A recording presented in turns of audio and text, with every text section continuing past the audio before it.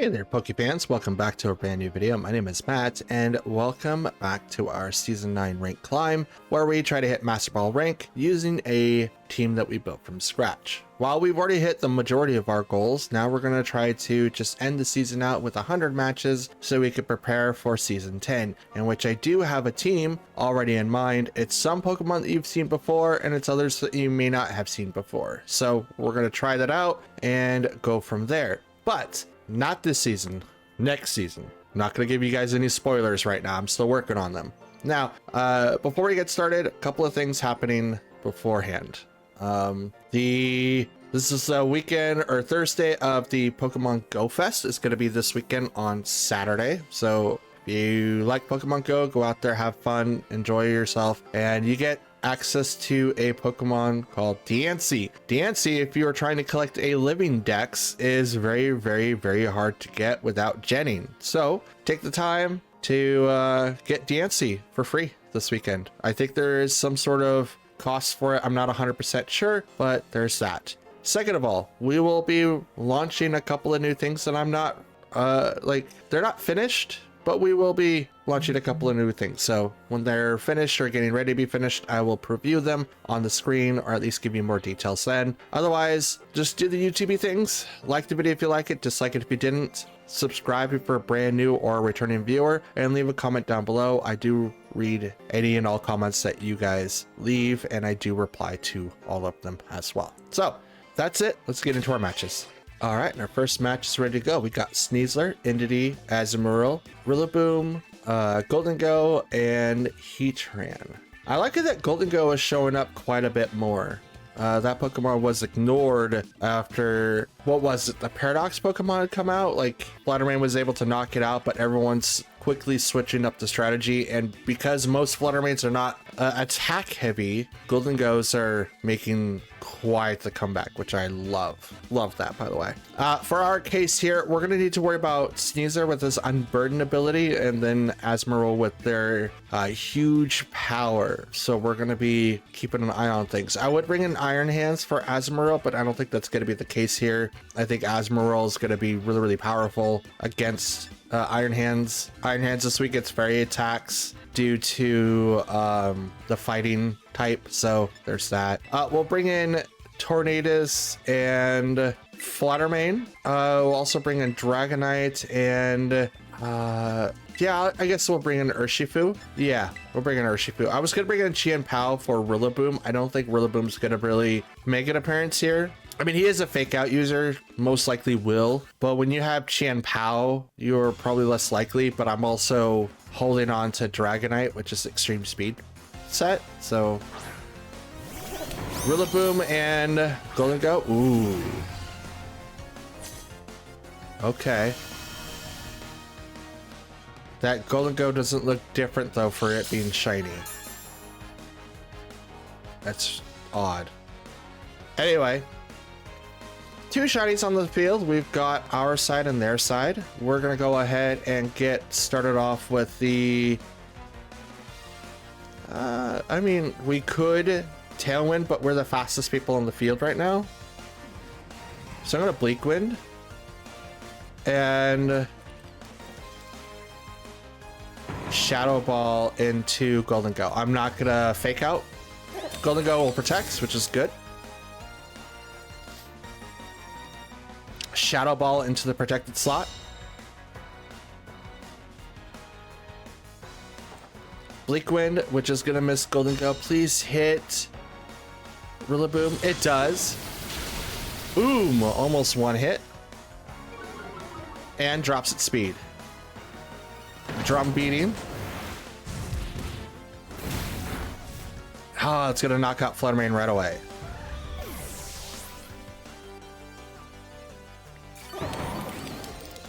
And he gets HP back from the little bit of damage he took.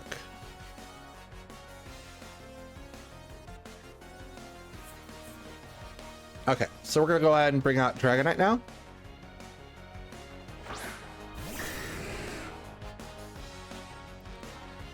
Let's see. We're gonna Rain Dance and then Terra Normal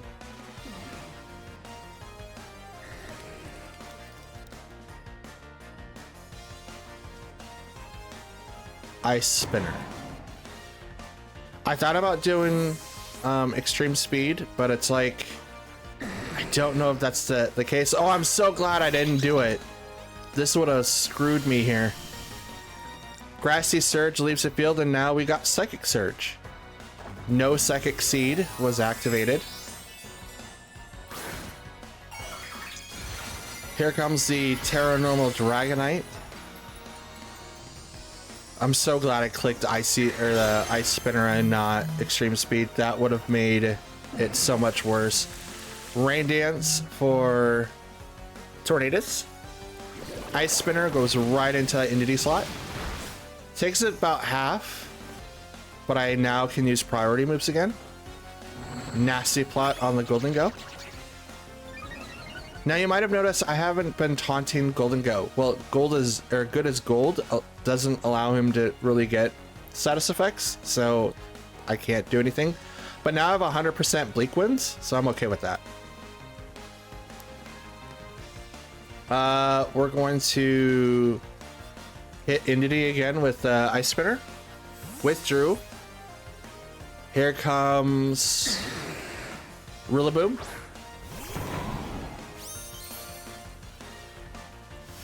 Grassy Surge comes back. Bleak Wind, 100% on both sides. It's gonna knock out the Rillaboom. Doesn't really have an effect on the Golden Go, but that's totally fine. Because here comes the Ice Spinner, right into that slot, which doesn't do a whole lot, but Grassy Field, or Grassy Field disappears, and here comes the Make It Rain from a +2. We'll knock out the Tornadus, we'll leave Dragonite alone.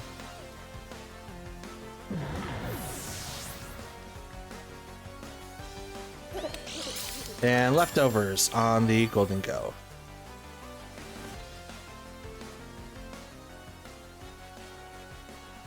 Okay, here comes Urshifu. Now we know what the Sneasler comes out next. Urshifu will then go after Golden Go, and I'll Ice Spinner the Sneasler, because that's the only really thing I can really focus on right now. Now he still has Entity in the back. They're gonna Terra. Is it Sneasler? It's the Golden Go. Water. All right, cool.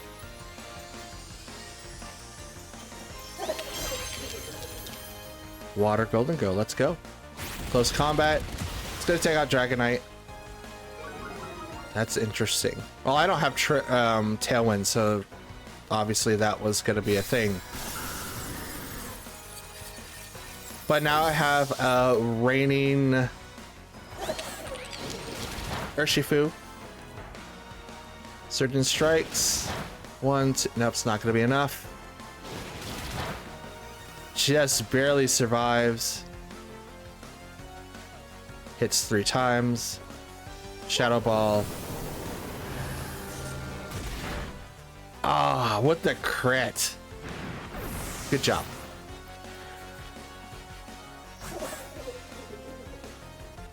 I think the thing that lost me that game was not having Tailwind. I think that's what lost it for me. All right, next match. We've got Dragonite, Typhlosion, that's his Suian form, Pelipper, Urshifu, Kilowattrel, and Raichu. Okay, that's 2 electric types right off the bat. That's dope. Raichu, I don't know about Kilowattrel. He's going to be really, really interesting. But Raichu and well, Typhlosion especially. Raichu, Urshifu, and Typhlosion are going to be weaker. Yeah, let's see. Weak against ground type moves. Sorry, I'm just like all over the place. Might be changing my Flutter Mane to maybe not be as hesitant on Imprison. Might be switching it back over to what it was with the spec style, because I like that. I like that a lot. Iron Hands, Chien Pao, Flutter Mane, and Urshifu. We'll leave Dragonite alone. Now Kilowattrel is going to be able to use Tailwind, but I also believe it gets like a boost if someone uses a wind type move. I'm not 100% in that.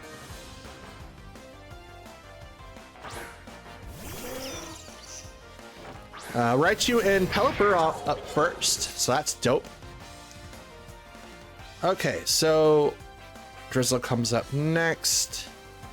Iron Hands is going to go ahead and use Fake Out on the Raichu, which Raichu also knows Fake Out. I learned. It's pretty awesome. Ice Spinner does not affect the Pelipper. Interesting. I'm going to protect here because Hurricanes are probably going to be coming out here when they're pretty dangerous. Raichu could have Faint as well, which goes beyond Protect. It's one of those interesting moves.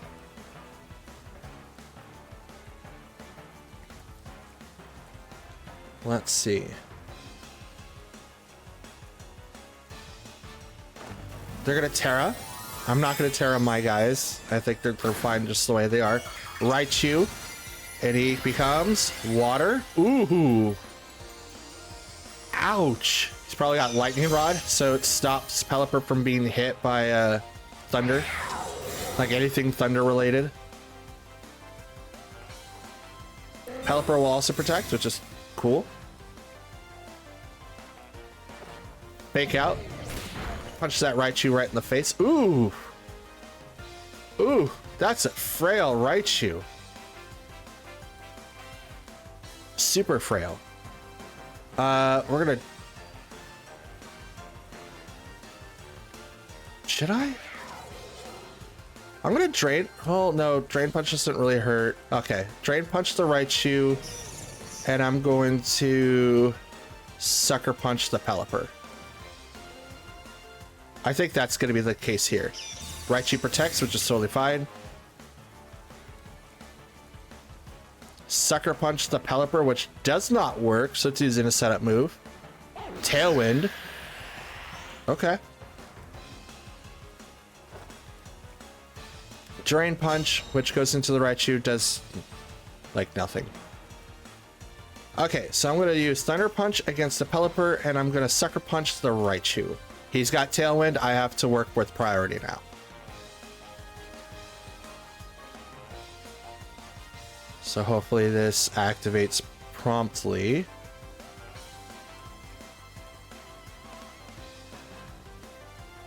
And hopefully Sucker Punch knocks out the Raichu. Raichu leaves. Okay. Brings out Urshifu. This is single strike, or rapid strike. Sucker Punch fails. Here comes the Hurricane, which is going to hit Qianpao 100%. Drops him down to 20 HP and Confusion. But here comes the Thunder Punch right to the face. Brings Pelipper down to a Setch.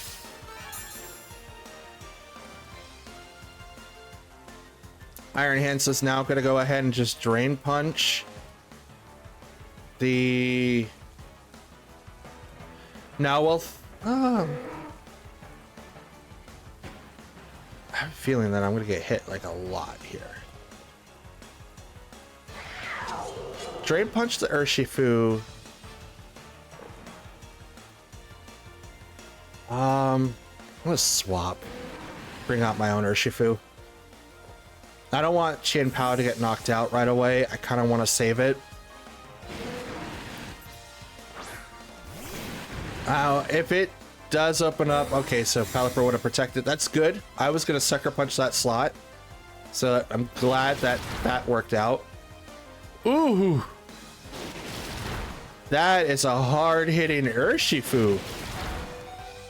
Thank God I did a Drain Punch on that. I'm gonna get half the damage that it just did to it back in HP.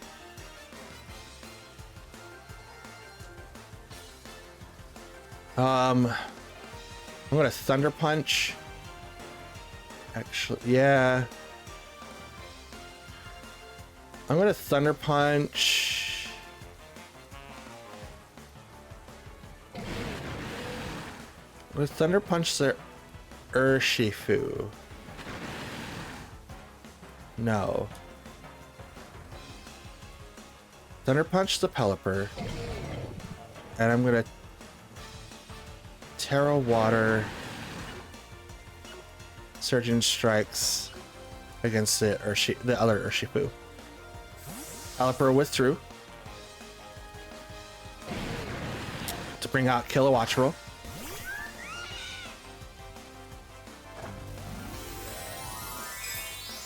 Now they do have Tailwind still up, so I have to keep that in mind, but the swap in makes it so that the only one Pokemon attacks this turn.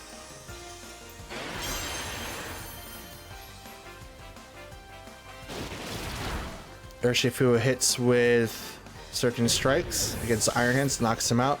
He might be banded. That's a really strong. And here's mine with a Terra Water, Surging Strikes. See the difference between the two? And mine's basically set up for that. The only difference is that I didn't use Choice Band, so I think that's what that set is. Rain stopped. And their Tailwind's gone. Good. They sent out Raichu. And I'm going to send out Flutterman.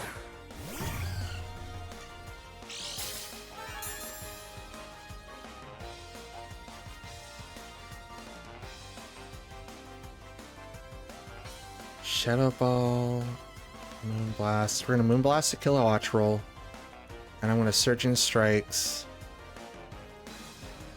Yeah, I'm going to have to Surging Strikes the Raichu. He's faster than my Urshifu for sure. But Kilowatt Roll is a problem. Alright, let's give it a shot. Let's see what happens. Neither of us have Tailwind right now, but Kilowatt Roll can reset it. It's not that big of a deal. I'm glad I didn't bring in Tornadus, but at the same time, I'm really, really missing it. Moonblast right into the Kilowatt Roll, which is not going to knock it out. Gets pretty close. Discharge. Lightning Rod boosts up Raichu's special attack. Super effective against the Urshifu. Does not knock him out, but Raichu uses Discharge of himself, and Kilowatt Roll uses Volt Absorb. It's going to knock out Urshifu 100%. And paralyzes Fluttermane. Oh. So that was your plan all along, wasn't it? To discharge my face away, huh? Okay. So we'll go ahead and Moonblast the Kilowatt Roll, and I will Sucker Punch. I mean, Ice Spinner does hit that slot. Moonblast the Raichu, and we will Ice Spinner in the Kilowatt Roll. Let's see what happens. Ice Spinner will then hit Kilowatt Roll, knocks him out. I think I'm faster than Raichu, even while paralyzed, so we'll see. Nope, Discharge comes out and knocks out my Pokemon. I had to give it a try. There wasn't really anything I could do after the paralyzed got off. Couldn't switch in, couldn't do anything, so it's like, well, crud. All right, next match is up. We've got Gastrodon, Grimmsnarl, Arcanine, Golden Go, Galarian, Moltres, and Fluttermane. So let's see. How do we beat this team? We're probably not going to be using Urshifu because Gastrodon is kind of a problem. At least it negates anything that he could possibly do. I mean, fighting types still go through Gastrodon, and I can knock out Galarian Moltres with it. He's Dark Flying. I think Flying negates that that weakness, but I mean, yeah. So we'll bring in Tornadus, Fluttermane for the Grimmsnarl, and Tornadus for our Tailwind, Chien-Pao, and we'll bring in Dragonite in the back. I do not see any more Ghost Pokemon. Golden Go is a Ghost, and so does Fluttermane, but with our setup, we should be able to beat them no problem. It depends. Okay. Grimmsnarl and Fluttermane. That's a shiny one, too. I think like anyone that has that weird name like Flatten Her or whatever, they all tend to be shiny for some reason. Booster Energy activates and speed is heightened on their side of the field as well. Yeah, Flatter Her, I think that's like always shiny every time I've seen them. It's odd. We'll go ahead and Tailwind so that we become faster. And I kind of want to use Imprison, but they're probably going to set up with Dazzling Gleam, and I do not have that. So I'm probably just going to go Terra Fairy, Moonblast into the Grimmsnarl slot, because they're probably going to set up with Light Screen. I think Light Screen is special. I think Reflect is physical. So I think they're going to do this special variant first, but they did realize that the Pokemon in the back are all physical attackers, so they might do Reflect and just kind of forego what's going on.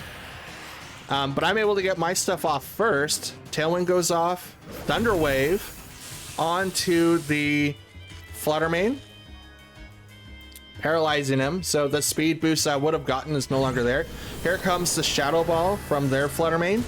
Hits mine, doesn't do a whole lot of damage, but here comes the Moonblast, Terra Fairy, so it's 2 times effective.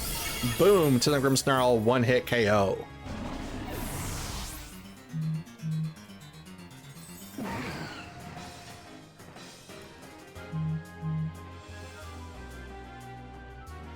Okay, so what's your next Pokemon?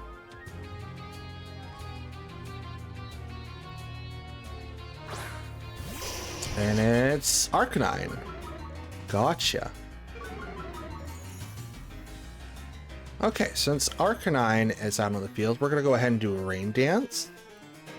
And I'm going to swap out Fluttermane for Dragonite.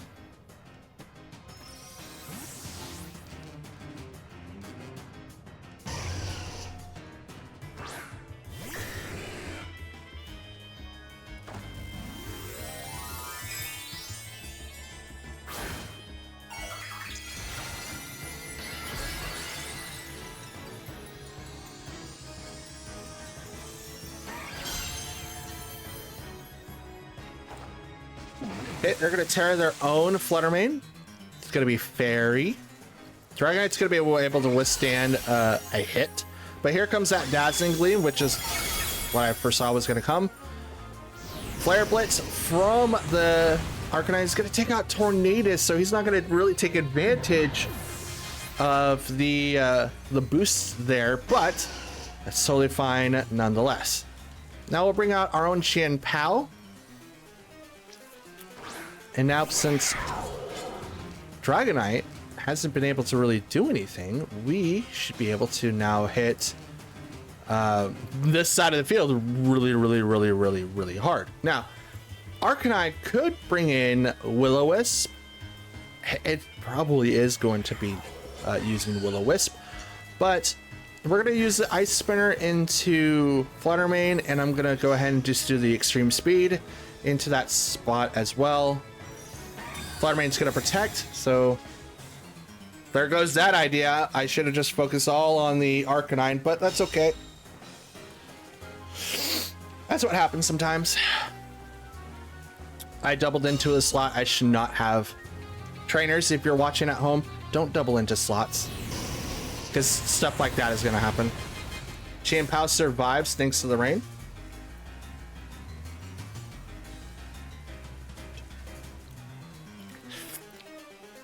And I'm going to Sucker Punch the Fluttermane, and I'm going to Extreme Speed into Arcanine. We'll knock it out because of the recoil.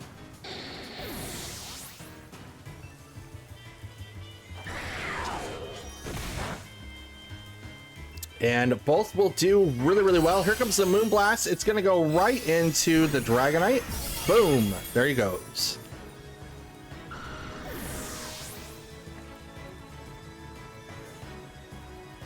And Tailwind is gone.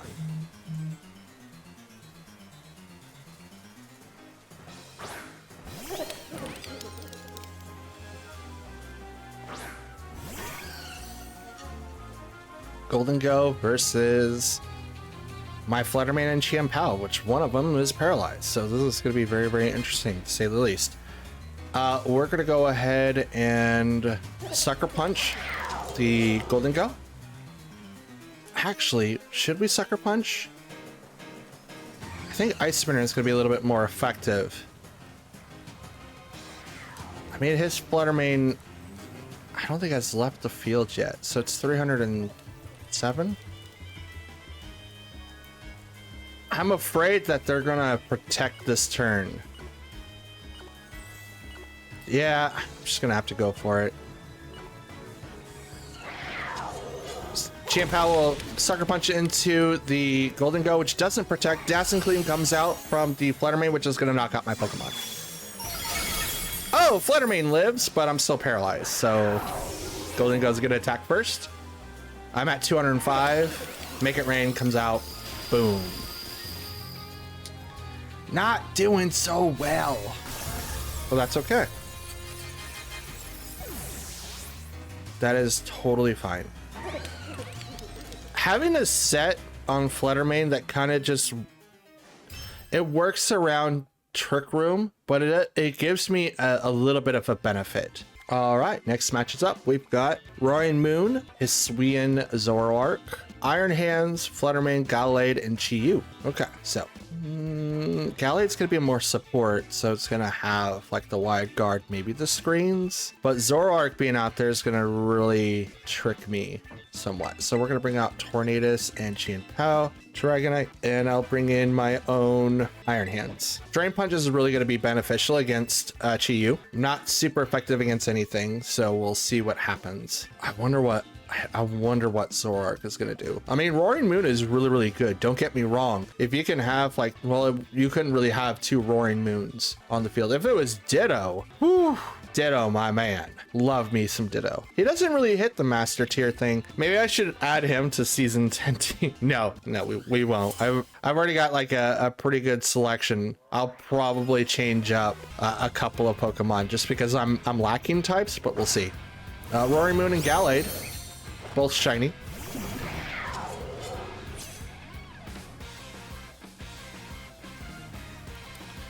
Okay, we'll taunt the Gallade.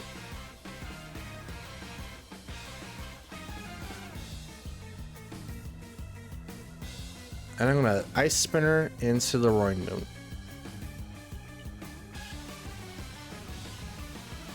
Now, Roaring Moon can also use like Tailwind, Dragon Dance. I don't think that's going to be the correct set here. A lot of people like doing Acrobat, but I don't think that's going to work here either. Taunt goes on the Gallade and he fell for it.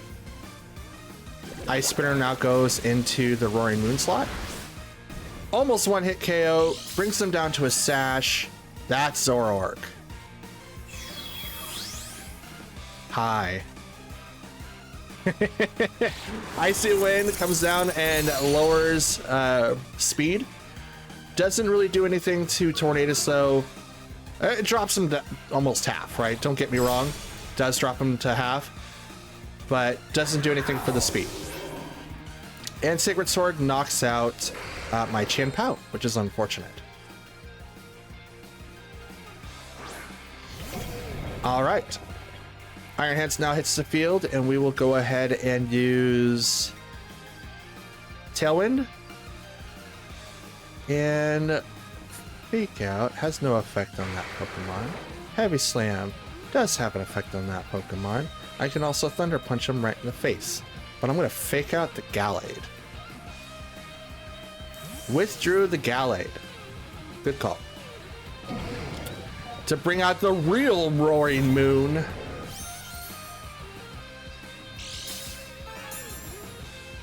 I think that's a shiny Zoroark too. That must have taken a long time to figure out. Or to get. I don't want to accuse anyone of cheating, but I'm just like... I'm keeping an eye on people now just because like whatever happened, like what happened after the Worlds, so many people were disqualified for hacking. So it's like, dude, really? You shouldn't need to do that this gen. That's what makes it so good. So Iron Hands is burnt. Roaring Moon's now out on the field. I don't recall if it had an ability. Don't see like an item proc. We can go in with a Bleak Wind and hope for the best. I mean, I do have Tailwind. Right? I do have Tailwind? I do. I do have Tailwind. And also Drain Punch Roaring Moon to the face. But I need to get rid of the Zoroark in the event. You know what? I'll heavy slam. In the event that Bleak Wind misses, I'll be able to still hit that Pokemon with stuff. With the heavy slam. Here comes the line. So this is an acrobatics set for sure. I don't remember photosynthesis going off, but we'll see. Misses Roaring Moon, but I'm going to hit the Zoroark, which is totally fine. Take that. Oh, that looks so cool. Tailwind on that side of the field. That's dope. Heavy Slam. So I don't think that is a acrobat set. But now Draining Punch isn't going to do that much damage. I mean, Roaring Moon or Iron Hands isn't going to do a whole lot just because of the fact that he's got so little attack left. Like Burn, it decreases it by 50%. So your choice band is like invalid. So we have Tailwind on their side, Tailwind on my side. I'm still faster.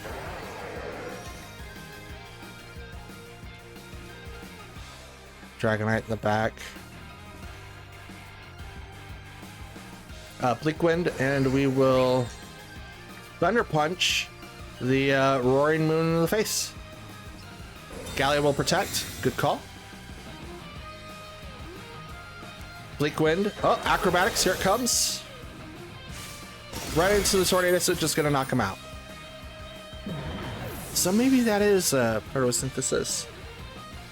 Or I'm sorry, booster energy. And I just didn't pay attention. I'm not sure. Iron Hands takes a little bit of the burn damage. But now here comes Dragonite.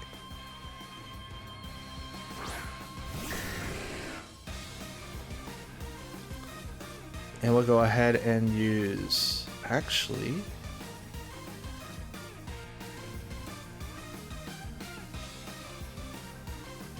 Should I? I mean, Gallia could do a lot. I don't have Chien Pao anymore.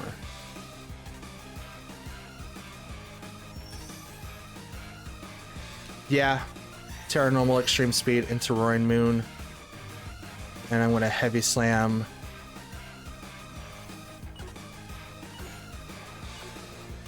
Thunder Punch into Gallade.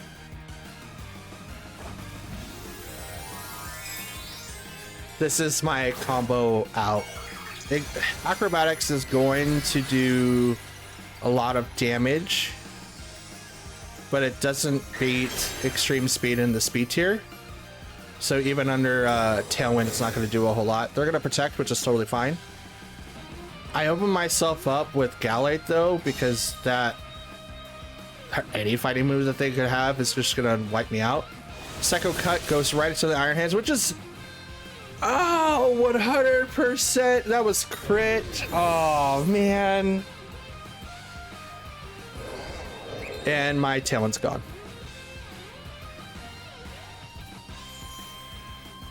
Oh, they still have 3 Pokemon, too. Why not? Extreme Speed into Gallade. Let's see what happens. And... Ka-thunk! Oh, one-hit KO. Let's go.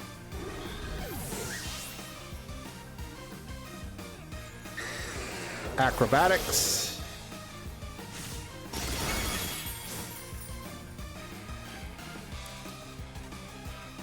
Their Tailwind is gone. Here comes Chi-Yu. Can I survive? No, I can't. I can't. But they're probably going to protect with Roaring Moon. It would be what I would choose. Here comes Chi-Yu. I'm coming after you, Chi-Yu. Dang it. Please be a double protect. It was not. No, I guessed wrong. It's like I knew someone was going to protect. I wanted to go after the Roaring Moon initially. Yeah, I knew it. It's like my best bet was to hit Chi-Yu, or to leave Chi-Yu alive so that I could hit it next turn. Because the photosynthesis with the Roaring Moon is really, really powerful. Acrobatic is really strong. All right, our final match of the day is here. We've got Iron Hands, Scizor, Garchomp, my man, Kilowattrel, Sylveon, and Mousehold. This is a good assortment of Pokemon here. All right, Kilowattrel with his Discharge, and obviously Garchomp with his Earthquake is going to be quite a problem here for the foreseeable future. But I do not see anyone that's going to be able to really take like Dragonite and Chien-Pao. I think that's who I'll open up with first, and I'll bring in Tornadus in the back and maybe Iron Hands just to kind of switch everything around. Who knows? Maybe I'll win this match. So far, we're an 0-4. I am not doing too well, but that is 100% okay. Okay, Kilowattrel and Garchomp. Let's see. So the Disquake. It's probably not Disquake though, but it's a pretty good Disquake. Extreme Speed into the Kilowattrel, and we will go ahead and protect with Chien-Pao.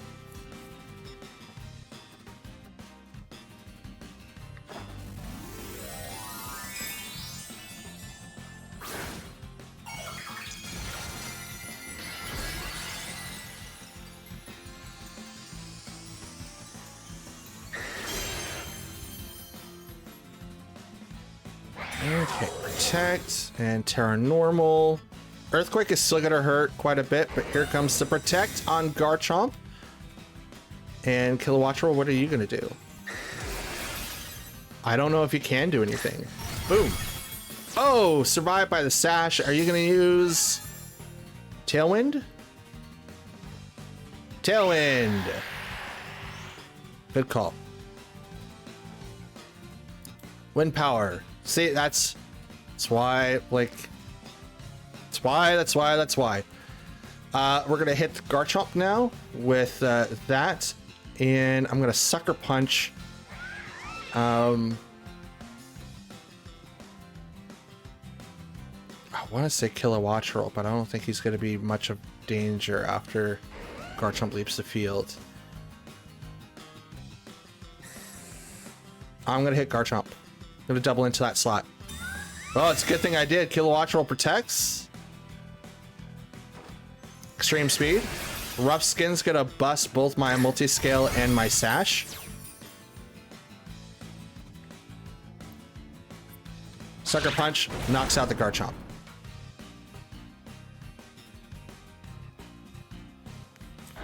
But Garchomp was the Pokemon I was kind of worried about the most, because now Kilowattrel cannot protect next turn, and I got free reign to Extreme Speed it in the face. Here comes Scizor, though.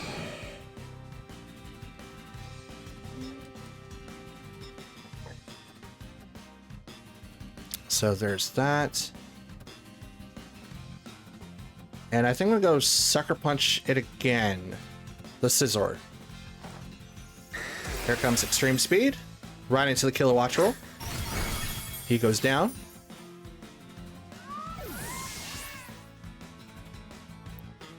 And Bullet Punch goes right into the Chien-Pao. It gets higher priority than Sucker Punch. Crap. Okay. Not a problem. Now we can bring on Iron Hands.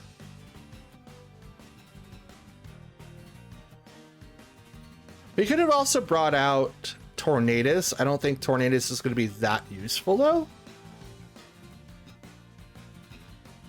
Sylveon. Shiny. Now, Sylveon might be an issue. But we're going to Extreme Speed into the Sylveon. I mean, well, no. And I'm going to fake out the Scizor.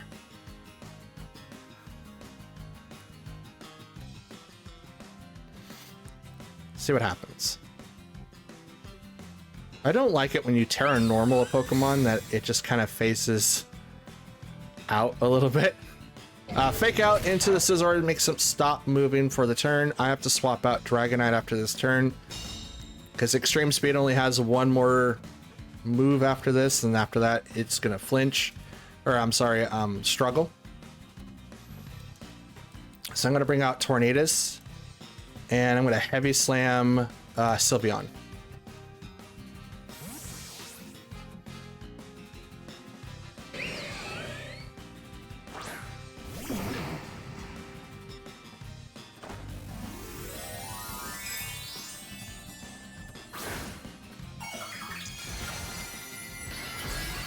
I'm gonna Terra Water. So now Heavy Slam isn't gonna do that much damage, but I will have Thunder Punch. Bullet Punch goes right into the Tornadus. Isn't that's doing a lot more than I thought it would, but all right. That's doing a lot more than I thought it would. Throat Spray on Sylveon.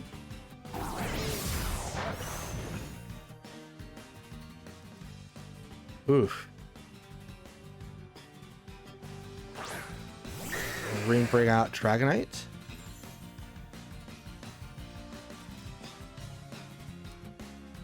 Yeah, Outrage. Why not? And Thunder Punch on the Sylveon. Sylveon's probably going to protect. Does. And Bullet Punch is going to come out from Scizor. Does not get the KO, but pretty close. Protected Sylveon. And here comes the Thunder Punch also in that slot.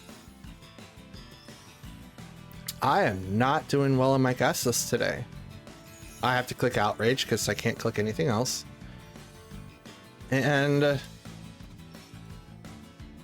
yeah, we'll Drain Punch the Scizor. Bullet Punch, Dragonite, because Scizor doesn't know any other moves besides the priority one. I mean, he knows a wide variety, but no one plays anything else, because why not? Hyper Voice, run into the Iron Hands. Knocks him out because Pixelate. So in our first match, we've got Armarouge, Indeedee, Sneasler, Torkoal, Therian, Landorus, and Gallade. A lot of Gallades lately. That's dope. Okay, so Sneasler's gonna have Unburden. We clearly know that. I don't know if either Armarouge or Indeedee is gonna have Trick Room. I do not want to put the possibility out there. So we're gonna probably run in with Fluttermane to use, what is it? Not Imposter. I forgot what it's called right now, but we're probably gonna run with Fluttermane first so that they can't activate Trick Room right away. Question is, what else am I going to run? Everything else is incredibly slow except for Sneasler, so I may not need to use Tornadus, but I'll need to use someone else in its place. It just depends on what it is. I guess we'll walk in with Fluttermane, Chienpao, they're the fastest Pokemon team that I have, Dragonite, and we'll bring in Iron Hands. Actually, we'll swap Chienpao for Iron Hands. Chienpao, Dragonite. There we go. I hate that it automatically sets other Pokemon in second. So it's like, no, I just wanted to switch 2 Pokemon. You just switched up my entire lineup. What's going on here? That's not cool. Okay, let's see what happens here. I can't read any of that. So Gallade and Armarouge versus Fluttermane and Iron Hands. Now Gallade might have Quick Guard. I'm saying might. Now, while Fluttermane is Ghost type, not affected by fighting moves. Imprison. That's what I'm thinking of, and I'm going to start off with that, so that Armarouge cannot start off the fight with Trick Room. I do not want Trick Room activated, and I'm going to fake out the Gallade. Armarouge will Endure. Good call. Endure is really, really interesting. That is a weak armor build. I can tell you that right now. Just from that move, it's totally that. Now, does it act like if it I want to know if it acts differently. I'm going to Moonblast the Gallade. And I kind of want to Thunder Punch.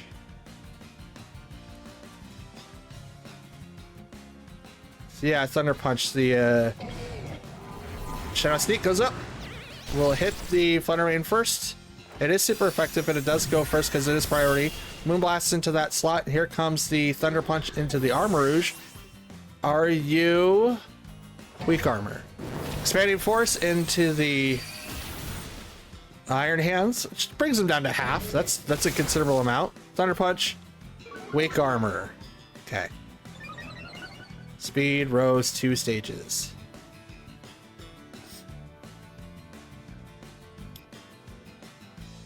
Okay, Lemon Hat sent out Indity. Okay. So this is a weird one now.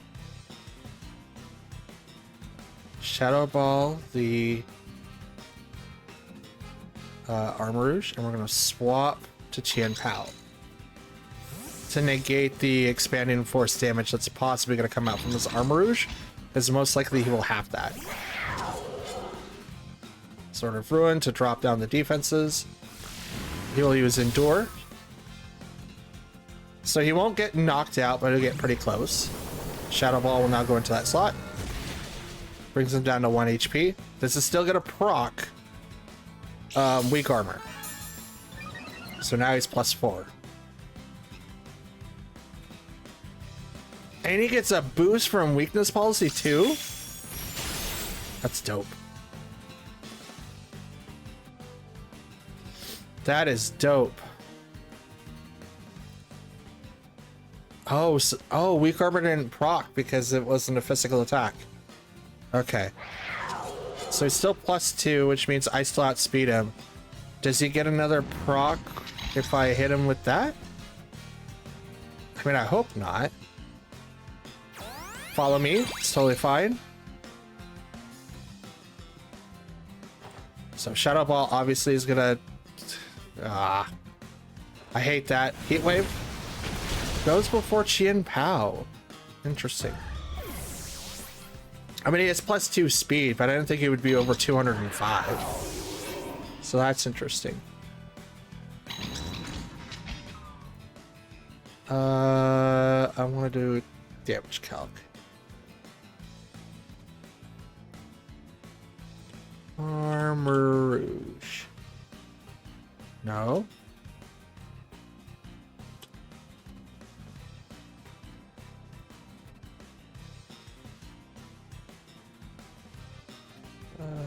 Let's say this is +2 to defeat. Okay, so 214 at the minimum amount invested. That's not bad. He does outspeed, unfortunately. So I completely understand that. And why that is the outcome that I got.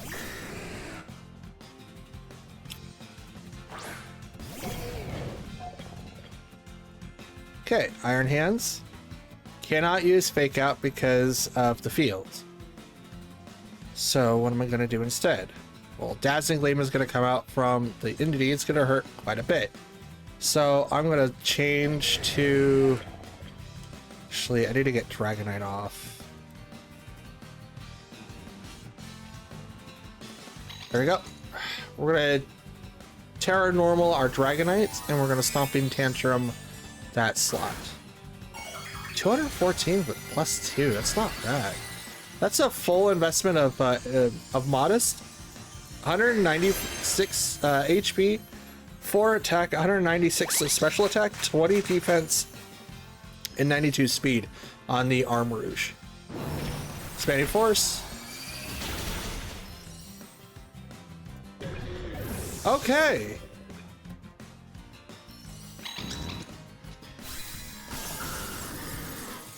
Multi-scale, where were you on that one? You're supposed to lower the damage by half.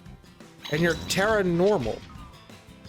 So I'm not resisted, but at the same time, I'm not super effective. Was it that strong? All right, our next match is up. Ooh, okay. We got Cresselia, Heatran, Urshifu, Rillaboom, Umbreon, and Ursaluna. Let's see.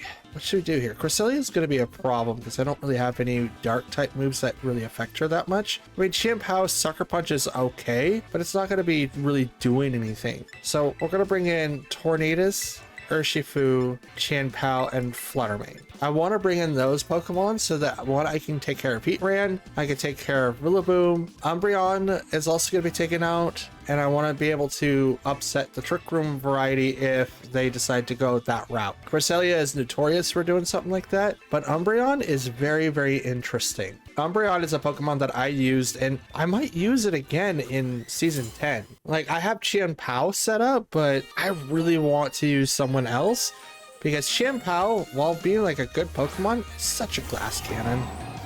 So frail. All right, they're going to open up with Rillaboom and Cresselia. So Grassy Surge hits first versus my Tornadus and Urshifu. So I'm going to go ahead and taunt the Cresselia, and I'm going to protect the Urshifu so they fake out into that slot. They're going to fake out into Tornadus, possibly, and it's not going to really stop anything, but I think Cresselia is running Rocky Helmet, so we'll see. Is not running the Mental Herb. Woodhammer goes over to the Urshifu. That's interesting. Fake out is totally completely missed. And here comes Trick Room. Cresselia twisted the dimensions. Yay.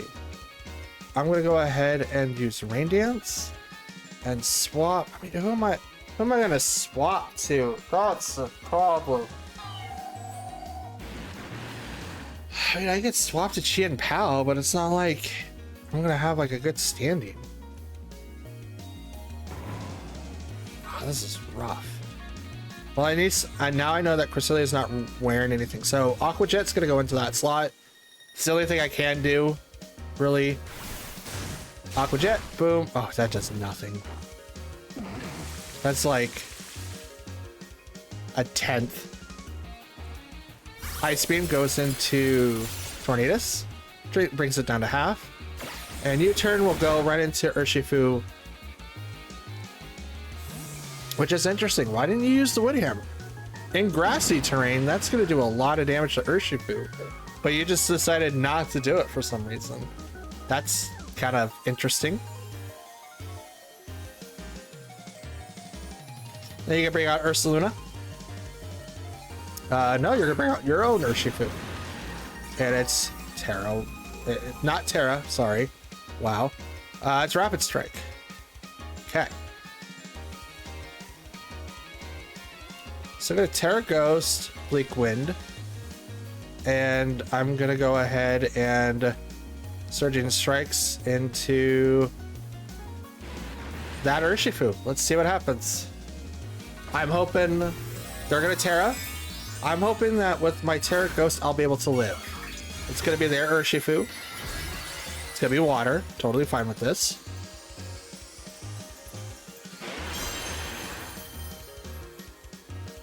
And here comes mine. Which is really hoping for the free switching, but they've been kind of holding me off.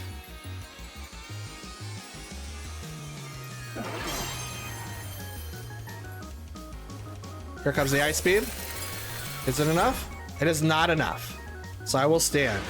But they will get Surging Strikes off. That means they're slower.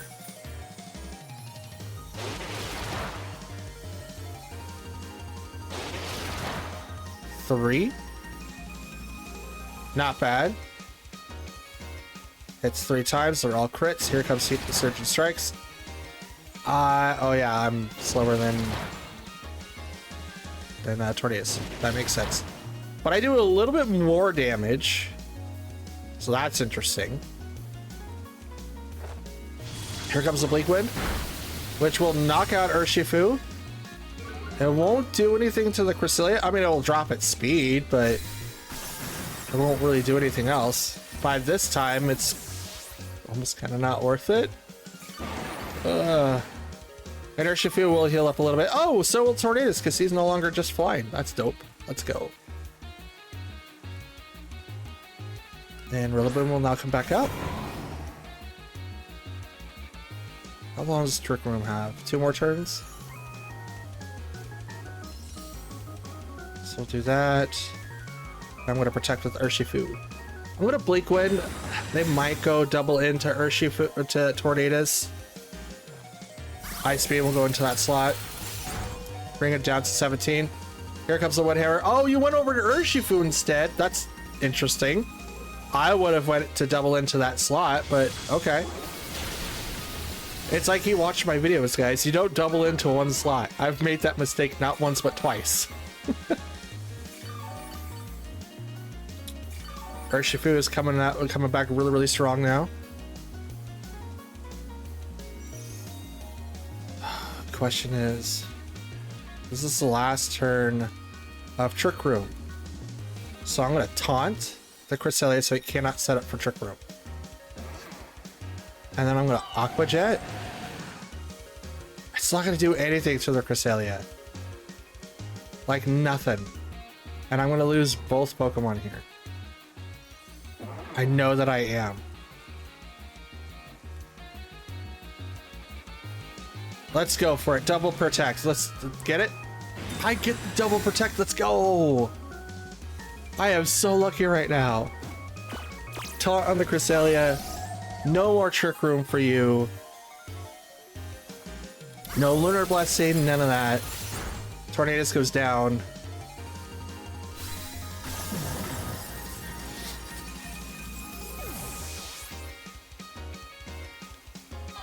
And Rillaboom uses Wood Hammer, which does nothing to the Urshifu that is protected.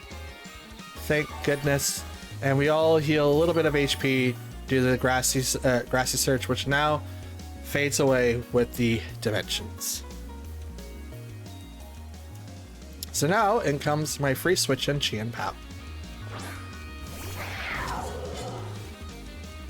Okay, so here's this.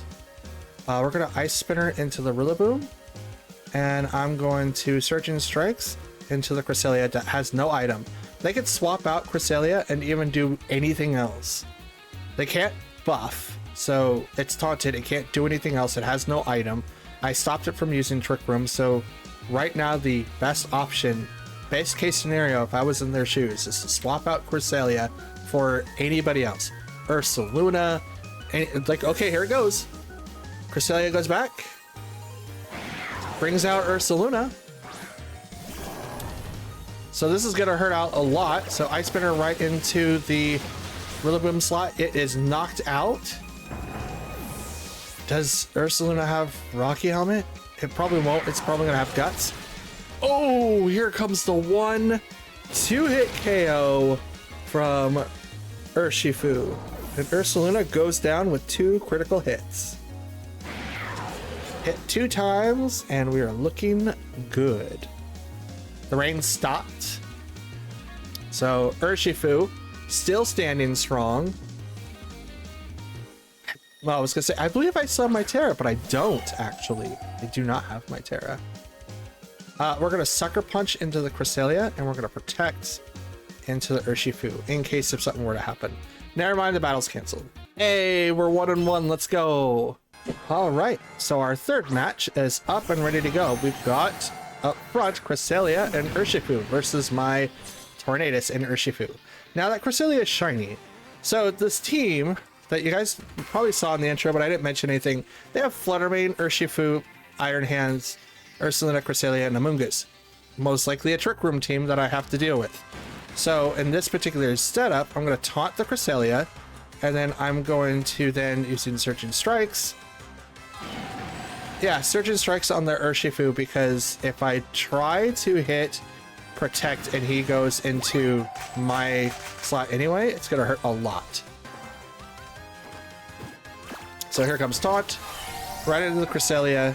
Helping Hand went off from the Cresselia first. They're taunted. It does not get another turn to set up stuff. Now, Urshifu is hitting this other Urshifu right in the face. It is a Rapid Strike, and it did about a third, maybe a fourth. Surgeon Strikes is now going to go after Tornadus, which is totally fine.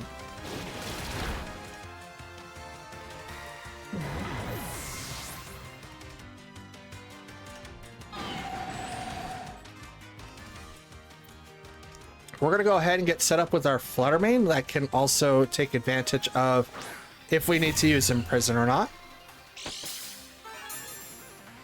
So photosynthesis activates due to the booster energy, so our speed is heightened. The only thing that can really hit Fluttermane is the Urshifu on that side of the field, which may or may not hit us really, really hard. So I could Shadow Ball into the Cresselia, getting it weaker. It has to attack for sure, cannot do anything else.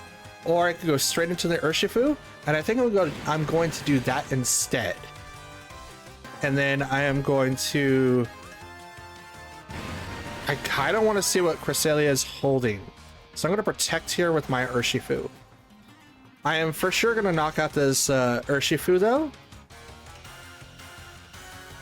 I think even if they were to change into a Terra, I think they're in range of my Fluttermane to knock them out.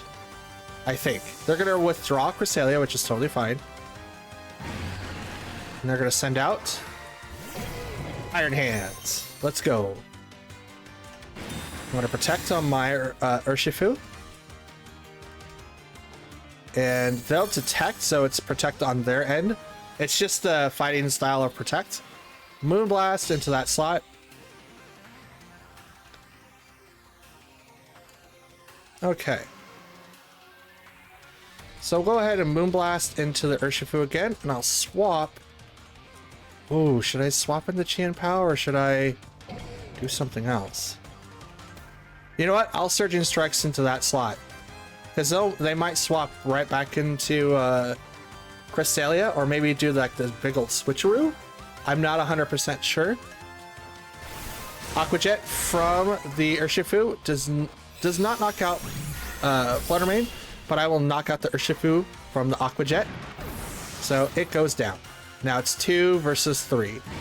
And here comes Surging Strikes, and it's not going to do a whole lot of damage, but enough damage to where it matters.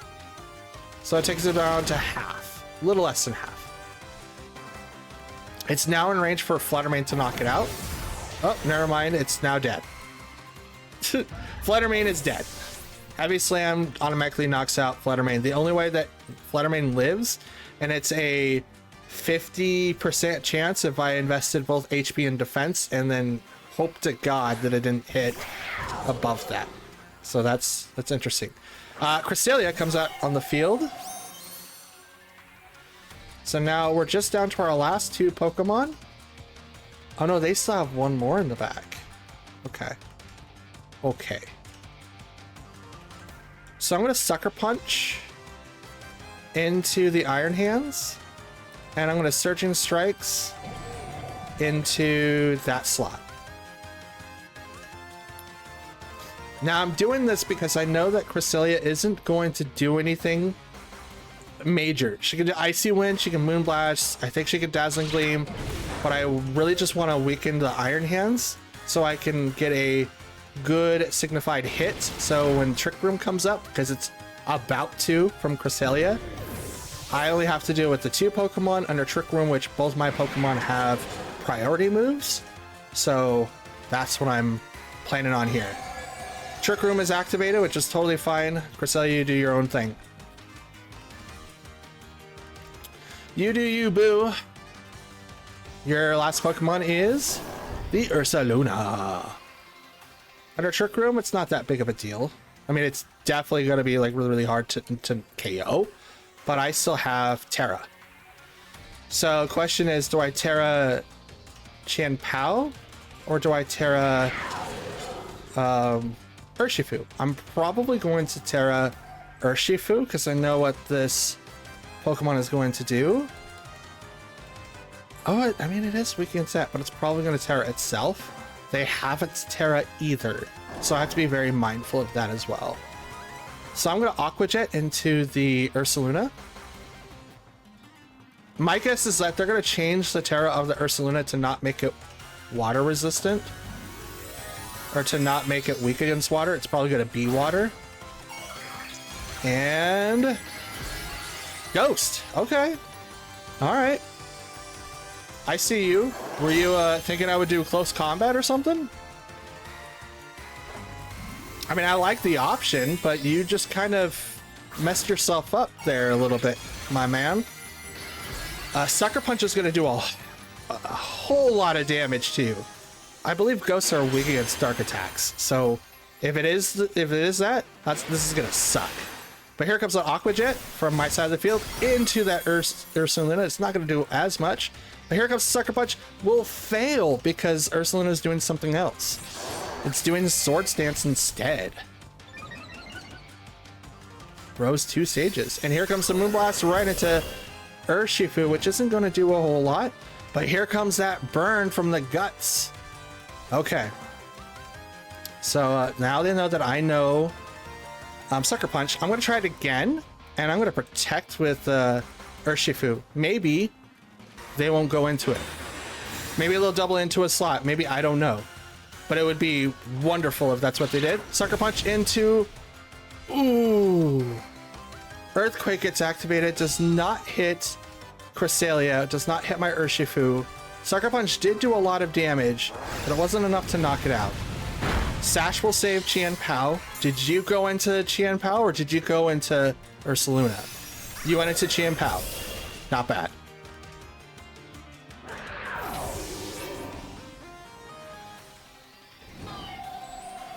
There's that burn damage. Brings it into range. Aqua Jet into that slot. It can protect. And then Lunar Blessing goes off. And then it ruins my entire strat. Unless it doesn't do that, in which Aqua Jet goes off. They didn't protect, didn't do anything. Boom, knocks down Ursaluna. But they could still Moonblast right into my slot, which isn't a good thing. It still does a lot of damage. And, ooh, dropping my special attack. Well, now Surgeon strikes into the Cresselia. I think I attack first. No, they do.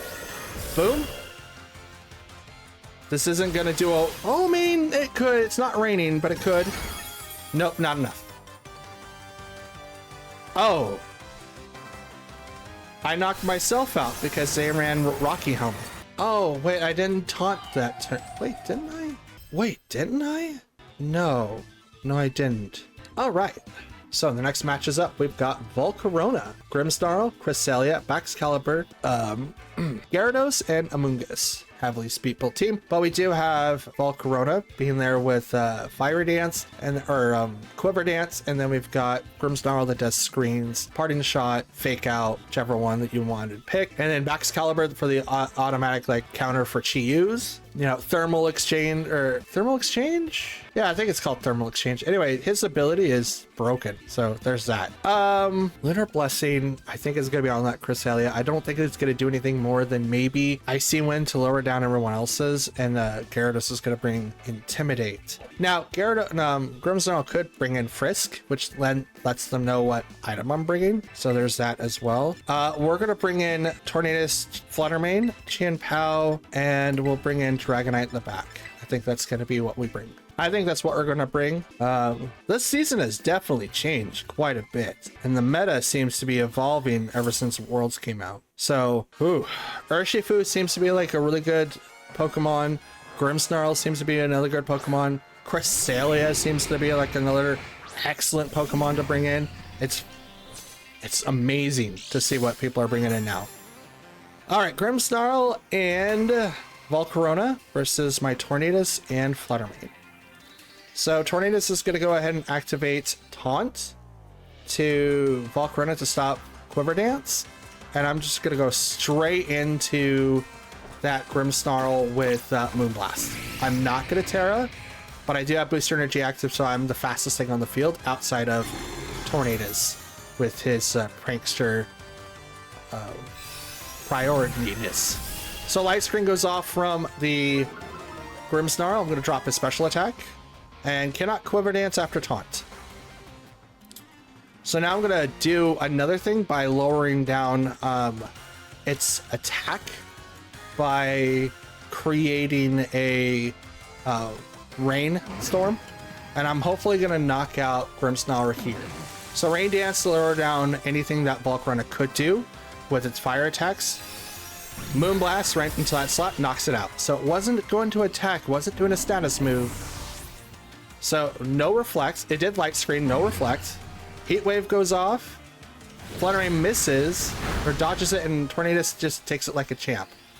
No real damage taken. They went ahead and sent out my man Gyarados with the Intimidate, which is dope. Love Gyarados. So now we have 100% Bleak Winds, and I'm just going to start firing them off because I don't see why not. And I'm going to Moonblast into the Gyarados slot. I can't really do a whole lot of damage to Volcarona, so I'm just kind of waiting for a minute or two. Gyarados does know how to, like Thunder Wave, so maybe I should have taunted that, but I'm just gonna see what happens. Bleak Wind goes off next. Very little damage to both. These are bulky Pokemon. Heat Wave goes off by the Volcarona, does very little, and Waterfall knocks out the Fluttermane.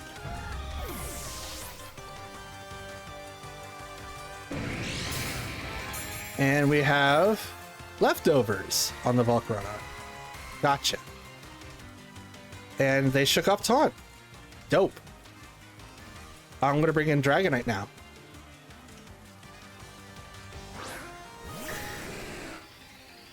And I'm going to taunt the Volcarona again. And I'm going to Terra Normal Extreme Speed into the Gyarados slot.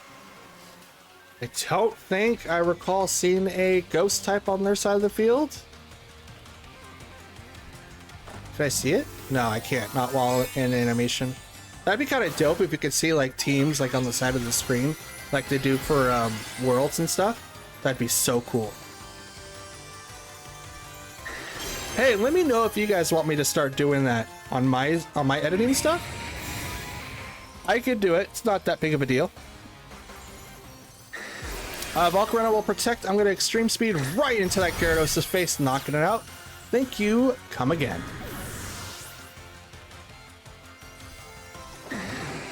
And I use Taunt, which is going to get negated by that Protect. Interesting. So it's going to heal up just a little bit more due to leftovers, which is not a terrible idea, but they're kind of in a terrible spot. In comes Baxcalibur. Who knows? Ice Shard. Ooh, that's a good question. What do I do? They have Light Screen for one more turn, possibly. I think Grimmsnarl has Light Clay. There'd be no reason why it doesn't. I'm going to swap to bring out Chien-Pao so I don't lose my Pokemon there. But I don't think I have enough to knock out this. I mean, I will. Never mind. I thought I would not. But I'm swapping out to Chien-Pao, which drops everyone's defenses by 25%. So a quarter. So I might be in range to knock out this Volcarona right here. Extreme Speed. No Ice Shard that I can see. Right into the Volcarona, knocks it out. Now, Ice Shard, I think, has a slower priority. So there it is. There's that Ice Shard. That's what I was trying to avoid. Okay. We're going to Sacred Sword, and I'm going to Extreme Speed into that slot. Do you Terra Ghost? I don't think you use the Terra this game. So it is your turn.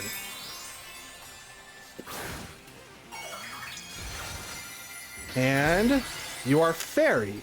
Gotcha. So my attacks isn't going to do a whole lot, but I'm still going to hit you for a lot. Here comes Extreme Speed from Dragonite. Gonna drop you down almost dead. Takes you down to 90%. Sacred Sword does just a little bit more. Here comes the Terra Blast right into the Chien-Pao, which is going to knock it out.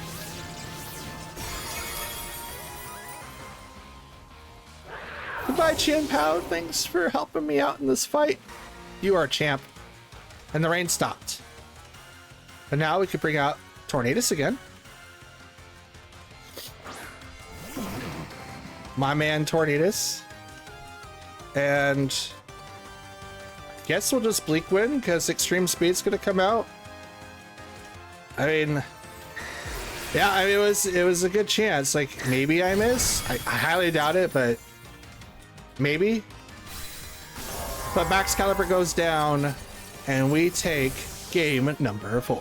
2-2, baby, let's go. Alrighty, in our 5th and final match. Oh man, this is gonna be fun. All right, so we've got Hisuian Arcanine, Hisuian Goodra, Farigiraf, Grimmsnarl, Sneasler, and Fluttermane. The person we have to worry about the most is the Goodra, but I don't see Rillaboom in the party, which means this probably isn't going to be the self-recovery set that I'm used to seeing earlier in the season. But what set is this? It's going to stop priority for sure. That Farigiraf does not play. Its Armor Tail does not give a crap. Grimmsnarl, though, might cause some issues here and there. We'll bring in Tornadus, Fluttermane like before. I need to be able to outspeed both Sneasler and their Fluttermane 100%. We'll bring in Urshifu. I want to bring in Dragonite, but it's not going to really make a difference if Farigiraf comes on the field. So Chien-Pao will be the last. If Farigiraf comes out, I don't really have a way to counter it. I think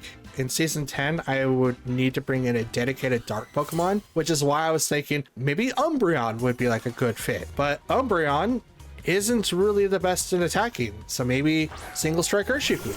But I don't have a copy, so I'd have to start Sword and Shield over again just so I get a copy of, you know, Single Strike Urshifu. They'll come out with Fluttermane and Farigiraf to start us off, and booster energies on each Fluttermane. Mine's speed, his is special attack. So let's go. Now I can't taunt the Farigiraf. Armor Tail says priority, says no. So I am left with little options but to go ahead and just start Tailwinding. Tailwind to increase my speed. And then I should Terra. I honestly should Terra. I did not bring in Dragonite. And I don't have anyone to worry about ground. So I'm losing the advantage for Urshifu. But Fluttermane on that side of the table is going to knock out Urshifu regardless of what I do. Calking for these things is really, really interesting. For Urshifu to survive a set like mine, and my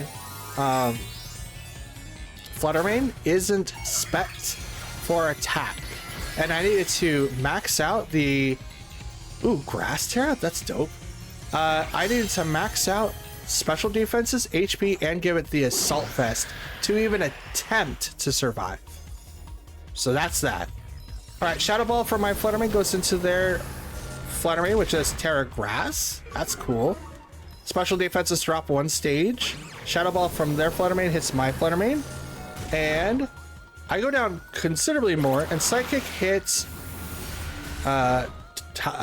Tornadus, which doesn't really necessarily knock him out. Now we'll go ahead and Bleak Wind. I want to Moonblast into the Farigiraf. I should probably do that, but I'm going to Imprison so that it can't do Trick Room. But why would it? Why would it Trick Room? It could get set up for its other teammates, which is incredibly slower. Except for Sneasler with Unburden, it's incredibly fast. As a matter of fact, I think Arcanine is faster. So I don't think it's beneficial for them to do that. So I'm going to Moonblast into the Farigiraf. They withdrew Fluttermane to bring out Goodra. Moonblast right into the Farigiraf, bringing it down to 2 or to a third of its health. Bleak Wind hits both, knocks out the Farigiraf. It was doing Trick Room, it ain't anymore. And now I have access to priority. And this Goodra has some leftovers. Goodra is such a bulky Pokemon. I don't know what I'm going to do with it. Now that I know it's got leftovers, I don't really have to fear anything. Here comes Arcanine. Here comes the Intimidate, drops my attack. So Tornadus is gonna taunt the Goodra, and I'm gonna swap out Fluttermane for Urshifu. Right now, Heavy Slam would knock out Fluttermane. I mean, it would knock it out at full HP, but I want to try to preserve it as much as possible. And I mean, Flare Blitz would probably be something that I would watch out for. Extreme Speed into the Urshifu slot doesn't do enough to knock it out, but it gets really, really close. It's about half, maybe a little more than half. And Goodra gets taunted, and it fell for the taunt, cannot use Acid Armor due to that. And we'll heal again due to leftovers. We still have Tailwind, right? We have Tailwind for one more turn. I'm gonna go ahead and Rain Dance. I'm gonna Surging Strikes the Arcanine. They're probably gonna swap out to their Fluttermane so it doesn't get killed. Extreme Speed into the Urshifu doesn't get it killed, but here comes the Rain Dance, which is gonna buff my water attacks considerably. Here comes the Surging Strikes. One hit KO on that Arcanine. It goes down. No Rocky Helmet to see in sight. If it was, that would have completely taken out my Arcanine, or my Urshifu. Heavy Slam goes right into the Tornadus, knocks it out. So now I don't have access to Tailwind.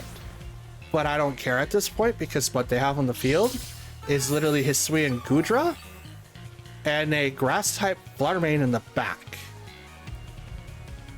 And they went Speed for their thing, and I didn't.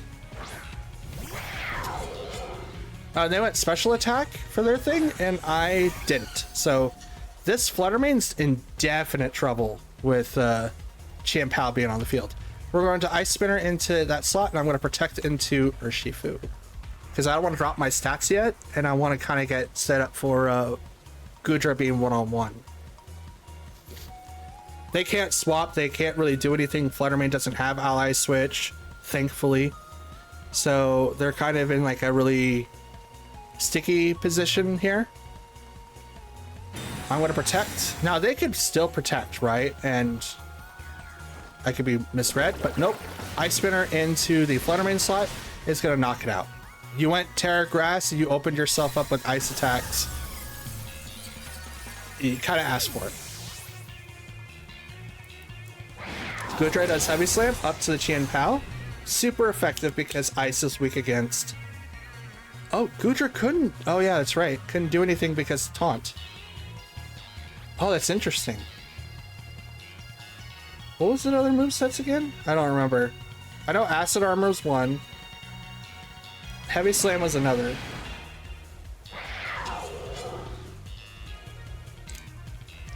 We'll see what happens now. Sacred Sword into that slot, and Close Combat into that slot right after that. Sacred Sword takes it down 2/3. Close Combat takes it the rest. And without Trick Room or Tailwind, I was able to outspeed Hisuian Goodra and knock it out. Let's go. Oh, it's a cute boring pick. Skeledirge. All right, our first matchup today has Hisuian Goodra, Rillaboom, Cresselia, Tinglu, Fluttermane, and Torkoal. Okay, so we do have a couple of Trick Room-esque things in there. Rillaboom, who's just really, really strong with Fake Out and Wood Hammer. Goodra, who knows Acid Armor, Shelter, and Body Press. And yeah, so we do have to worry about a couple of Pokemon here, but unfortunately there's a couple of Pokemon I can't knock out, and I believe Tinglu is going to be one of them. He usually runs with Terra Poison now, so it's going to be very, very interesting. I'm going to run with Tornadus, Chien-Pao, Sidon, Fluttermane, and I think Torkoal is going to be what not Torkoal, but Urshifu is what I bring in. Man, every time I see Torkoal, I just like, I want to play Torkoal. I want him on my team. He was on my team. He actually is on my Trick Room team, and he does really, really well. Although I do think I built Oranguru wrong, but you know, to each their own. I can't do anything about that now.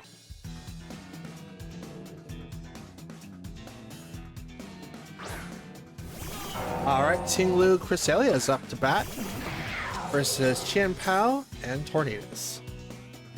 Okay, so Vessel Ruin lowers down all special attack Pokemon, and Sword of Ruin lowers down defenses. We're gonna taunt the Cresselia so that we don't really have to do with anything there. And I'm going to Ice Spinner the Ting-Lu. He's got a Terra. It's most likely the Ting-Lu to change him. Oh, it's Cresselia. Okay. And it's poison. All right.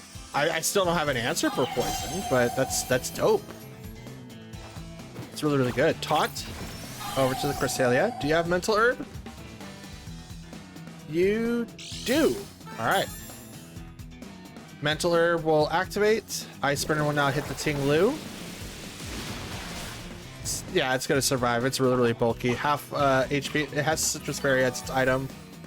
So it goes from half to about 75%. And Ruination is going to drop my HP to 50%.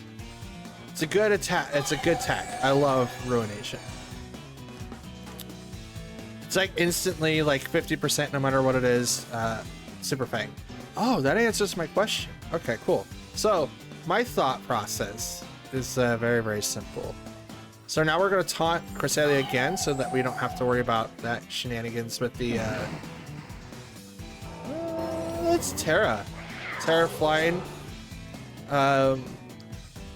Terra flying so that the earthquakes from Ting-Lu don't hurt us a whole lot. And we're like neutral to poison, so that's interesting.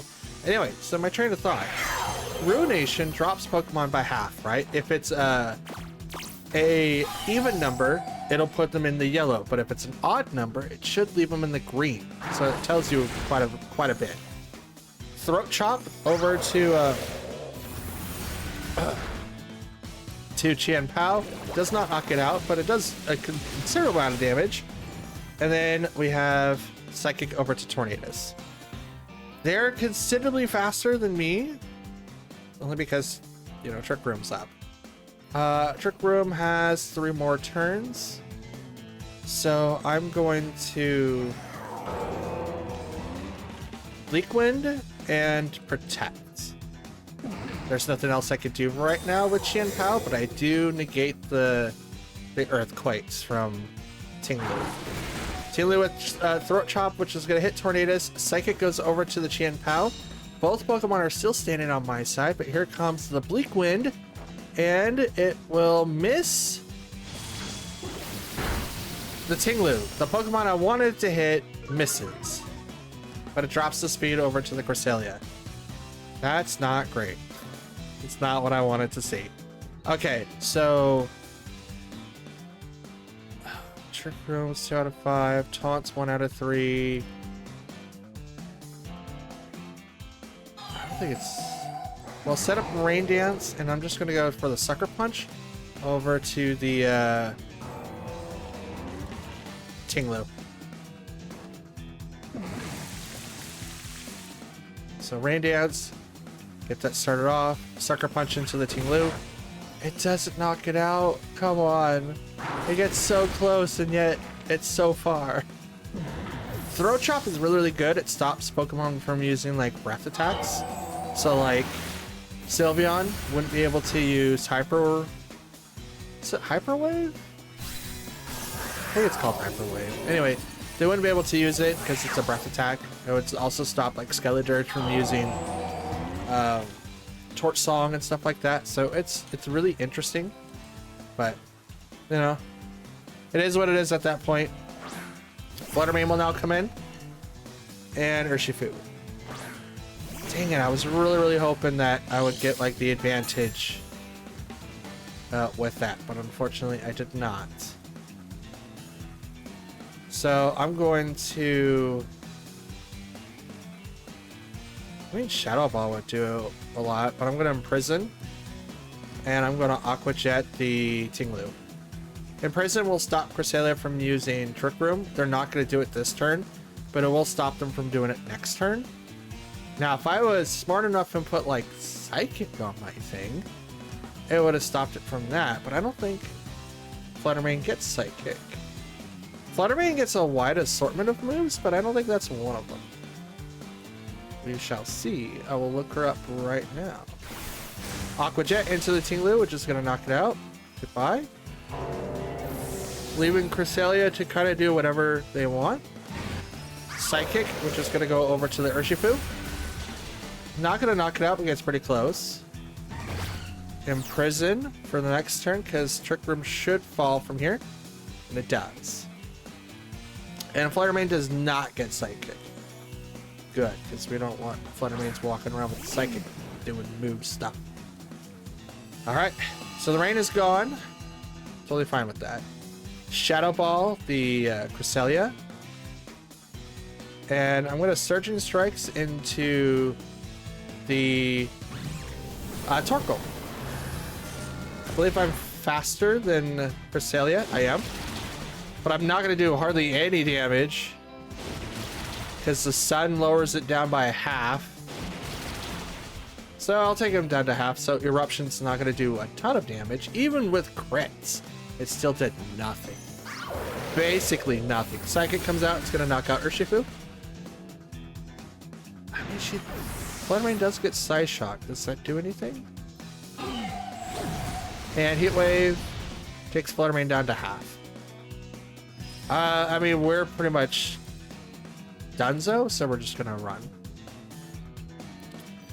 I only have one more Pokemon that's not. Let's not try it. Alright, our next match has Urshifu, Fluttermane, Dragonite, Iron Bundle, Hisuian, Goodra, and Thundurus. Ooh, nice. So, Dragonite isn't probably going to be the Terra normal variant. I mean, you could. I'm not saying that it wouldn't be a good idea, but I am definitely saying that it is not the best idea. So, with this setup here, I think we will go with Tornadus so we can do Trick Room. I want to do Fluttermane, but Fluttermane isn't going to really do a whole lot to Iron Bundle. He doesn't really have anyone that's going to... Yeah, we'll do Fluttermane, Qianpao, and I'll bring in Urshifu again. I want to leave Dragonite alone. Dragonite does have extreme speed, but I don't know if he's going to be beneficial here, because if I lock him into extreme speed, he's not going to be doing a whole lot of damage. And I don't want to be locked into a slot if it's not going to be super beneficial to the team outright, and it doesn't seem like that's going to be the case. So I might as well just not use it for right now. Okay, we have Hisuian, Goodra, and Thundurus versus Fluttermane and Tornadus. So instantly, I'm going to swap out Fluttermane. I'm going to lose out on what I have. I want to taunt the Tornadus. I want to swap, but if I bring in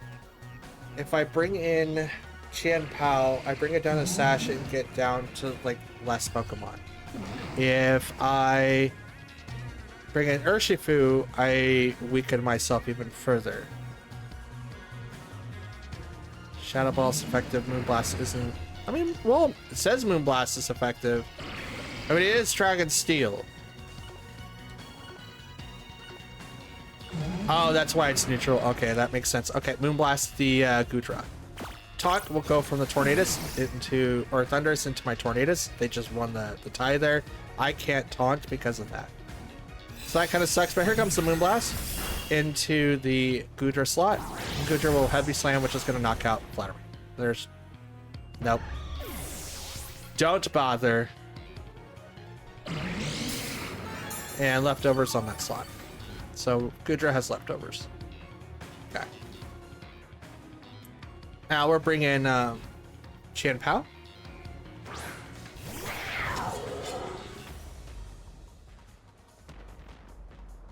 Okay, so Qianpao.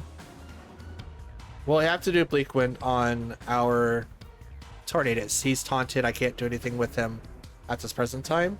So we'll Sucker Punch, not Sucker Punch, but Ice Spinner into Thundurus and Bleak Wind with Tornadus. Now, to make this evened out, that Thundurus is going to have to use Thunder Wave. It's going to Rain Dance to make its hit 100%, but it also made my hit 100%. So that was really, really interesting. Goes right into the Thunderous, Ice Spinner does, and knocks it out, 1-hit KO. So I don't have to worry about that slot anymore. Bleak Wind's now 100%. It's going to go right into that Hisuian Goodra. It's going to Shelter. Haze would be perfect here, but I don't have Haze, unfortunately. Which I think, since everyone's using status effects right now, like stat boosts, I think having stat resets is the best thing that you can ask for. I can't read that. But it's Flutter Mane. That's cool.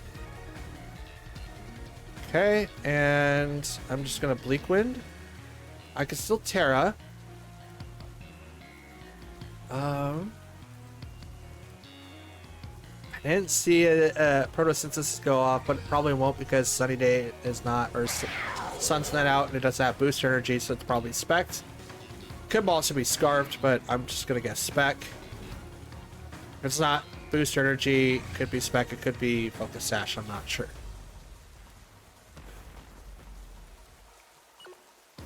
I will Sucker Punch into the Flutter Mane. Looks like they're gonna Terra, and they are. It's the Flutter Mane, and you are turned into Fairy. Okay. Alright. Sucker Punch into the Fairy type Flutter Mane. Here comes the Dazzling Gleam, which isn't going to knock out both my Pokemon. Drops Chien-Pao to its Sash. Here comes the 100% Bleak Wind, which may knock out Flutter Mane here. It does not. Get to really, really low, but we'll hang on. And Body Press will now knock out Chien-Pao from the Goodra.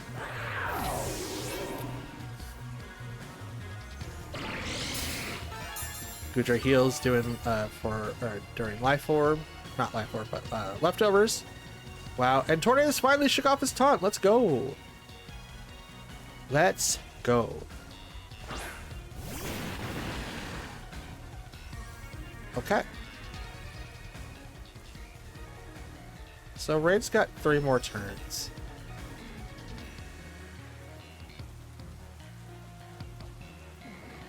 Tailwind. It's not going to be enough. But I'll at least survive a turn. I think...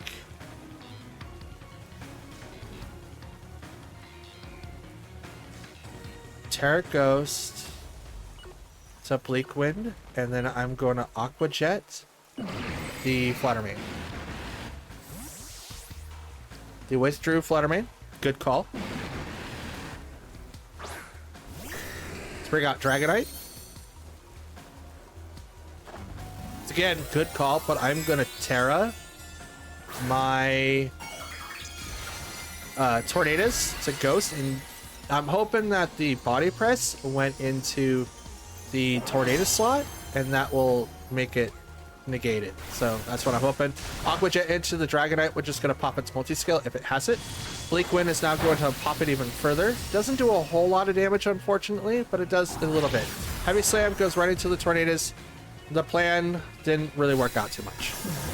Maybe Tailwind should have been better. I would have been able to outspeed, but I'm at 149. Base speed at level 50, so I definitely will outspeed this Dragonite, I think. Let's see what my notes say.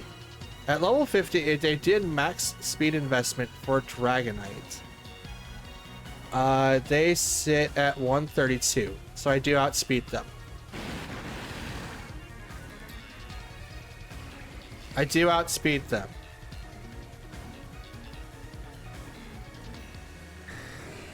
I'm going to Protect instead, just to kind of see how it goes.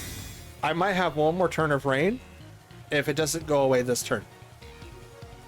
Extreme Speed, that would have set me up pretty badly. And here comes the Body Press, that also would have set me up pretty badly.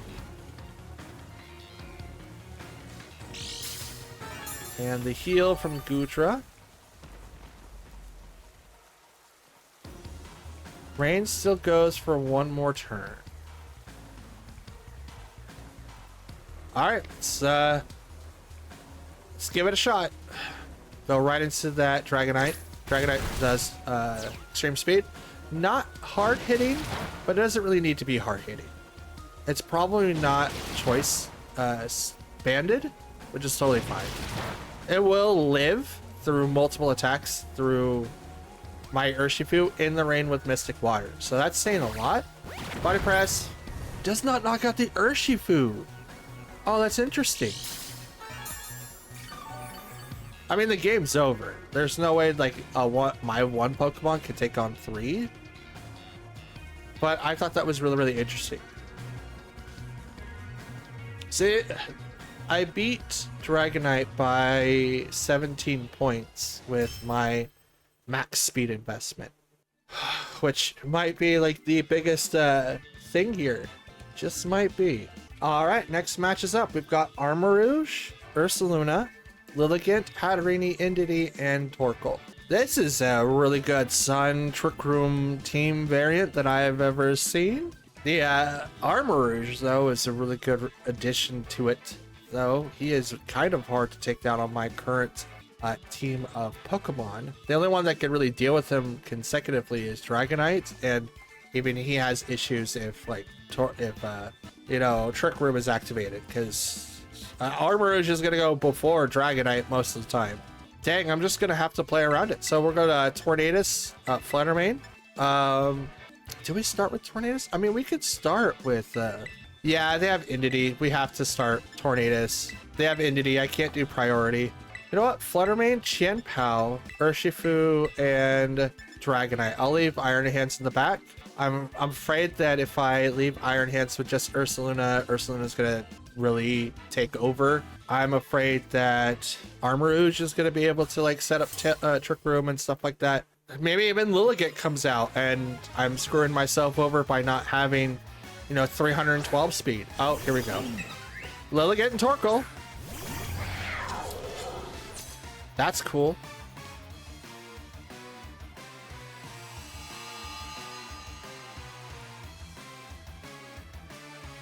Okay, speed was heightened on the Fluttermane, so booster energy wasn't activated. I'm gonna go ahead and use Moonblast.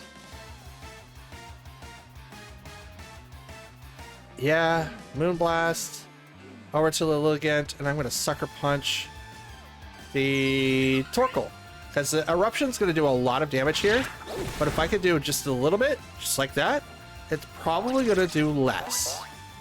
After you activates, Torkoal took the offer, Eruption comes out in the sun. It doesn't one-hit KO Fluttermane, which is good, but it will take down Qianpao to its Sash. Moonblast will now hit Lilligant, which will bring it down to its Sash.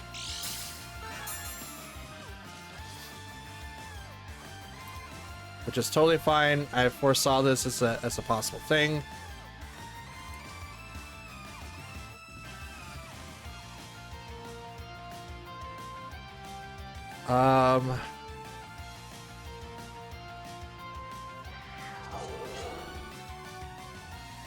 Moonblast the Lilligant, and we're gonna Sucker Punch the Torkoal again. It's the only thing I can really do. If I was that player, I would probably do something different, but apparently they're not going to. They're gonna use After You and bring up the whole Eruption thing again. Oh, here's Heat Wave.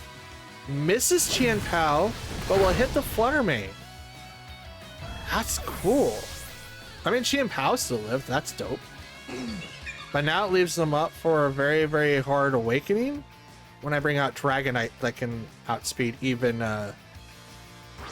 even Lilligant. So that's cool. We're gonna go ahead and use Terra Normal Extreme Speed over to Lilligant, and I'm gonna Sucker Punch the Torkoal. Now they could swap both or just keep both. In my opinion, it's just best off just to keep both and just let them fall for free switch-ins. But I'm not the ones running that team. But that would be definitely something that I would do, just because of the fact that I don't want to get stuck with whatever I can possibly throw at them. Like, they can knock out They withdrew Torkoal, which is totally fine. Sucker Punch is going to fail this turn. Brings out Entity to stop the... Oh, good call. You stopped me from using Extreme Speed. Okay. Ice Spinner would have been perfect right here, but it would have stopped Dragonite's attack anyway. Has priority and all that.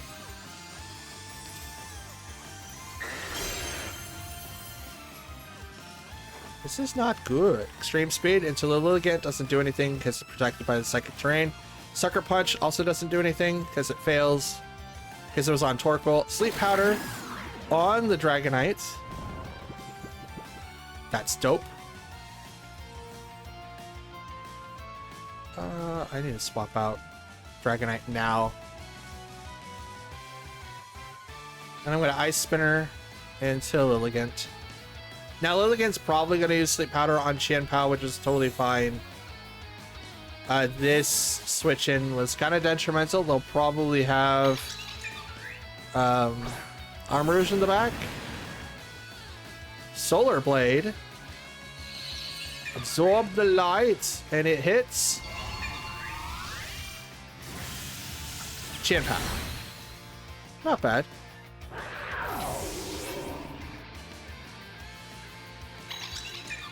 And Entity uses Trick Room. That's kind of dumb. Why did you use Trick Room?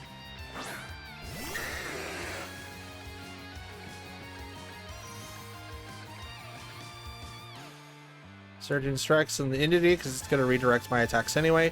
Ice Spinner over to Lilligant. So there's the Follow Me. Honestly, that move should get turned off just because of the fact that it's technically a priority move, but since it doesn't have a target, it doesn't do anything. Here comes the Rocky Helmet. Yep. Entity Rocky Helmets.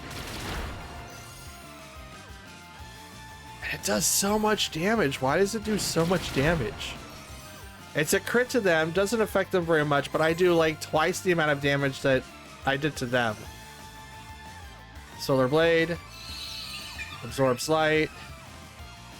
And it goes right into the Urshifu. Goes down Urshifu. Like, I had the right plays. Sunlight Faded.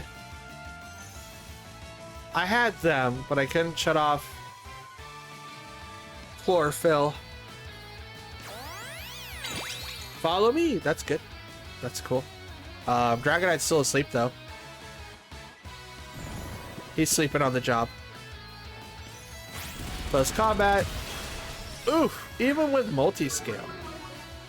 That's a lot for multi-scale.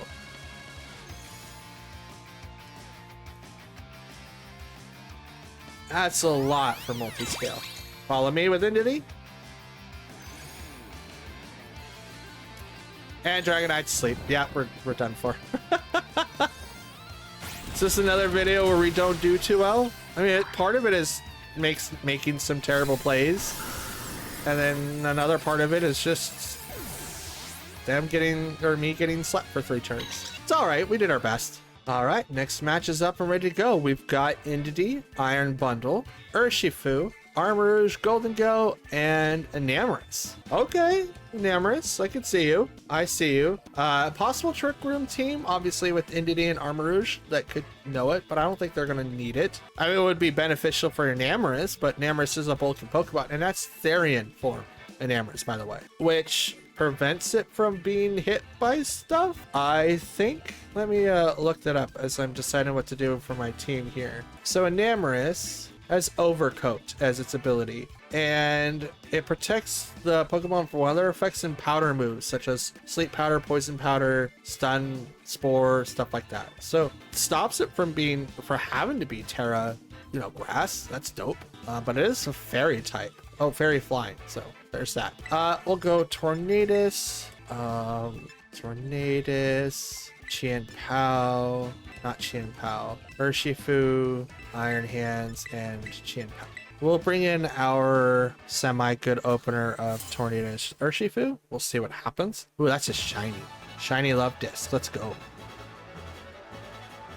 Golden Go and Urshifu. Ooh, that's single strike. Great. Okay, so we do have a way that we can stop stuff, but we're going to need to get off Tailwind first and foremost. And I kind of want to close combat the Golden Go. Oh, I can't. It's the Urshifu I have to hit. Can I Surging Strike the Golden Go? Would it do enough damage? Let's try it. Surging Strikes on the Golden Go. They're gonna Terra. Golden Go or Steel? It is, and it's water. Okay. Okay. That would certainly like botch a couple things. Here comes Tailwind, so I attack first unless the single strike Urshifu uses Sucker Punch, and it does not. But this, this Rapid Strike, man. This is an Adamant build Urshifu, and I'm still doing like a third with Mystic Water. I need to start doing other things. U-turn into the Urshifu. It's not going to do very much, but it is going to swap it outside the field. I apologize for the sneeze. And excuse me. Oh. And here comes Indeedee. That's a shiny. Ooh, dope. With Psychic Surge. And Nasty Plot on the Golden Go. Now, Good as Gold is going to prevent it from being taunted, so I can't really do anything in that regard. So I'm going to go ahead and just Rain Dance.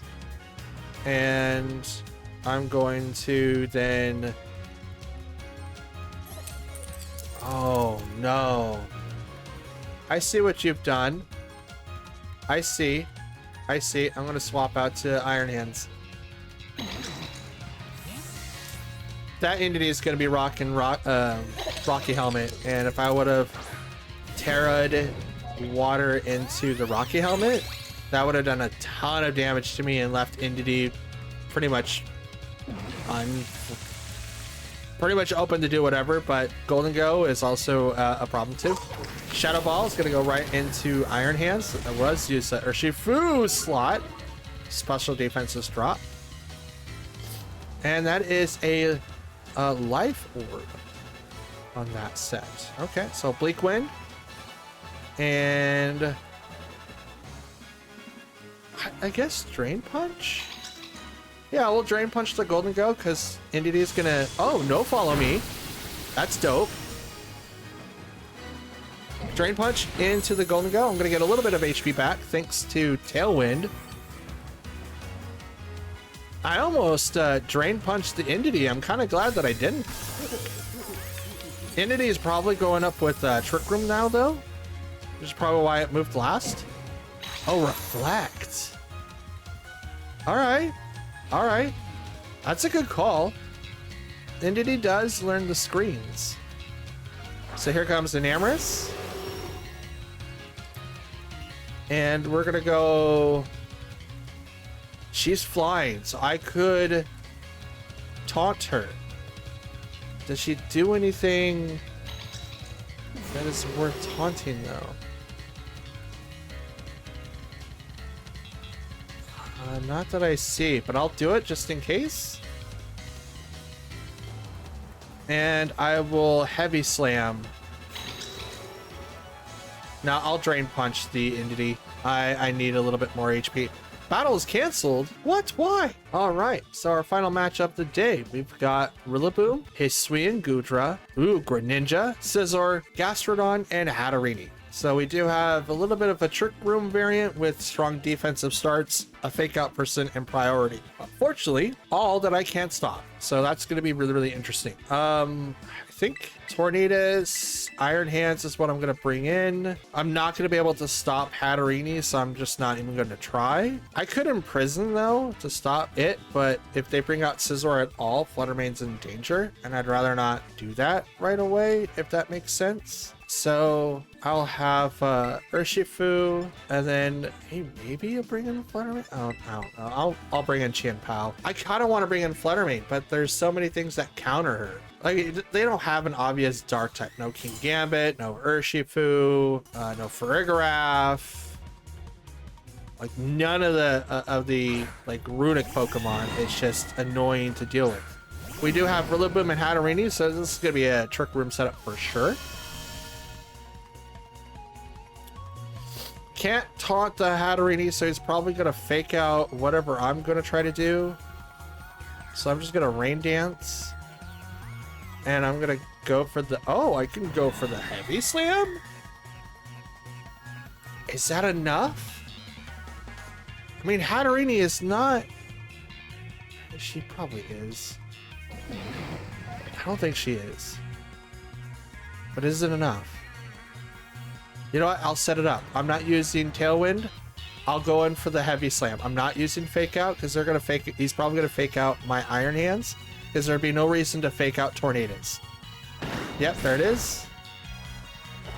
So start off the Rain Dance to get 100% Bleak Winds, and you're gonna do Trick Room. There we go.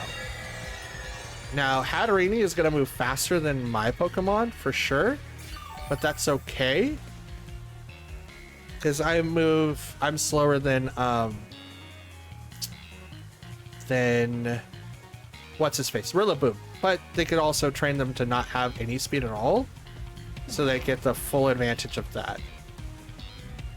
So I'm gonna go Bleak Wind, and then I'm gonna go straight in with the Heavy Slam over to Hatterini. Dazzling Gleam comes out. Doesn't do a ton of damage to either one of my Pokemon. Here comes Heavy Slam, though. Right into the Hatterini. Almost knocks it out. I'm hurt by the Rocky Helmet for sure. Wood Hammer is going to hit Iron Hands for a lot. It's going to knock it out right off the bat. And does a little bit of damage to the recoil. Here comes the Bleak Wind. Knocks them both out.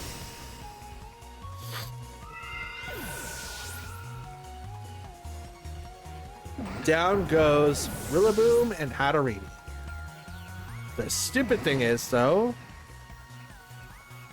I mean, Urshifu moves slower, so maybe Urshifu will be a good fit. Yeah, Urshifu will be a good fit.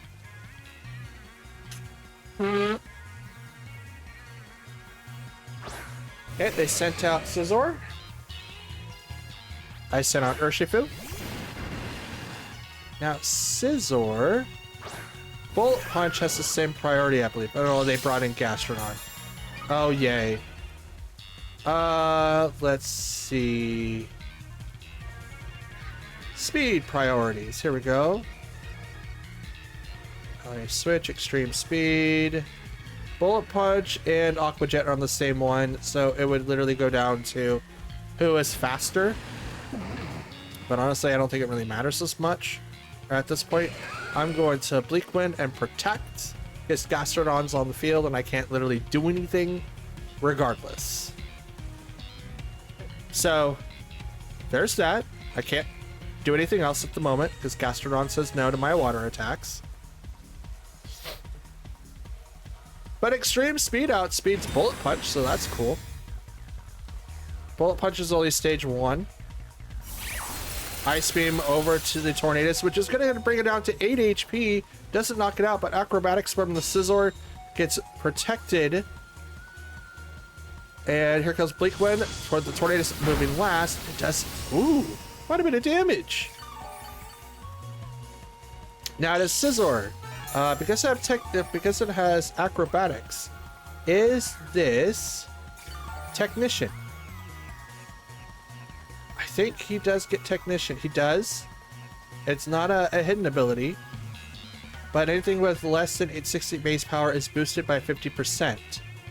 And Acrobatics is 55. Oof, that's terrible. Bleak Wind again. And we'll go ahead and close combat the Scizor. So the thing I can do right now, they're going to Terra. I'm going to keep mine for Dragonite. Right now, it's probably like the best that I do that. Gastrodon gets the Terra. It becomes Ghost. That does stop me from using Extreme Speed. Ice Beam over to the Tornadus. Totally fine. Knocks him out. Thanks for your well-gifted fights there. Acrobatics over to the Urshifu. He's slower than me. That's interesting. Close combat into the Scizor. Doesn't knock him out, though. Drops the Urshifu stats one stage. Gastrodon heals up a little bit due to leftovers and Grassy Surge, and so does Scizor. Oh, I don't have Dragonite. I have Chien Pao. Uh-oh. That's not good. Actually, that's fairly decent. If you ask me, that's fairly decent. It's good. It's good then. Trick Room only lasts one more turn, and then after that, I'll have the greater sense of the field.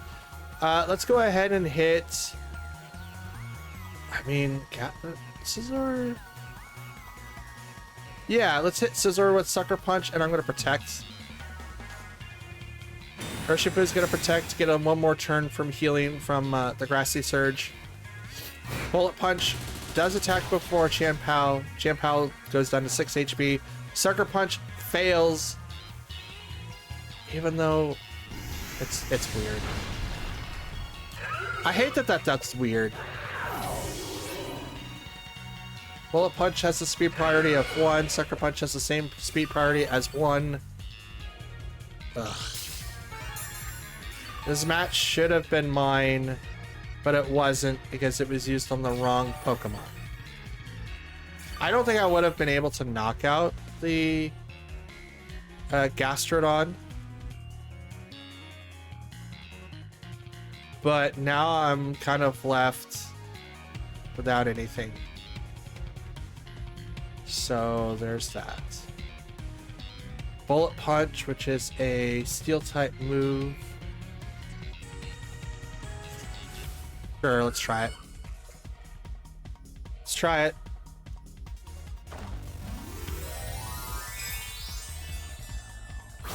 I got shafted so much. Maybe the Terra should have been used on Chien Pao. Gastrodon does usually run Earth Power, so that was a mistake on my part. Bullet Punch was not able to stop it from knocking me out, but that was still good enough. It was Technician, by the way, so the base power of it gets boosted by 50%, which is another 20, so it becomes base power 60. So we went 1-4. Not the best, but still not bad. All right, so our first match with the Trick Room today is going to be Frostmoth, Iron Bundle, Glimora, Enamorus, Incarnate Form, Amoonguss, and Sneasler. So our team that we were, if I brought in the Dragonite team, would probably struggle against this one a little bit. Enamorus is a really good Trick Room user. Glimora is someone that really negates getting hit by it's like physical attacks with like Spiky Shield, Toxic Debris. I don't know what Frostmoth is gonna do, so I'm excited. Yeah, I'm just genuinely excited. Okay, so I don't have a Fake Out user. That was a terrible decision on my part. I should probably bring in Iron Hands for this, but because I don't have one, we are kind of stuck in a rut. We're gonna go ahead and load up with Oranguru, Toxic Croak, Torkoal. Wow, Matt Reed, a Rotom, and we'll bring in Hatterini. Rotom's kind of, it's an interesting spot. I didn't put any investment into its speed, so it's not the slowest Pokemon. At the same time, it's not the fastest Pokemon either, which is really, really neat. Frostmoth in the background, let's go. I kind of want to know what Frostmoth's going to do, actually. Let's adjust the mic here. All right, Sneasler. and Glimora versus Torkoal and Oranguru. So we're gonna go ahead and get started off with Trick Room, and then we're gonna protect with Torkoal. I don't want to take any unnecessary damage with him at the moment because we will need him either now or later. Now what's really interesting is that I could swap out Oranguru or, well, Brute Bonnet's not with me, but that's what you will want to do with like Torkoal, is to load up with like Photosynthesis guys so that they can take advantage of that sun boost. And it's a huge changer. Fake out on the Oranguru, so that's kind of, oh no, it ruined Trick Room. And then we got the Power Gem over to the Torkoal. Okay, so we can try it again. And we probably are, but I'm going to swap out Torkoal to bring out Rotom. Because Power Gem is going to do a lot of damage, and Power Gem, I believe, is a rock type move. If it's ground, it's not going to hurt him at all. Close combat on the Oranguru isn't going to do a whole lot of damage, but it will drop Sneasler's stats by 1. Power Gem comes out and will hit the Rotom. It's not super effective because, you know, Rotom says no. He's still water and electric, so rock isn't going to hurt him as much. Okay, so I'll go ahead and protect with the Oranguru. And the sun is out. Oh, here we go. We'll use the Terra for Rotom here, make him Terra Steel. And we will Terra Blast into that Glimora spot.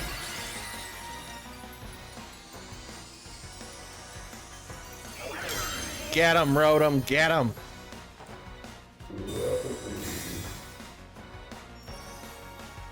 Ba, ba, ba. Spiky Shield. Good call. Ba, ba, ba. And what is the Sneasler going to do? Dire Claw to the Oranguru. Now it's cool because it happened. I can instruct the Rotom, and Rotom can go with the Terra Blast again. Now watch this, guys. Withdrew Glimora, so that's a good call. Bring out Frostmoth. This is gonna hurt Frostmoth a lot. Instructs.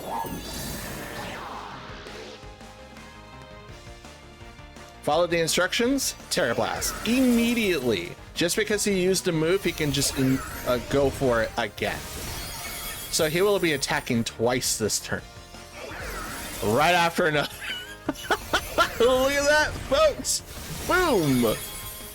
Frostmoth didn't get to do anything because as soon as it came on the field, it was just completely wiped off the map.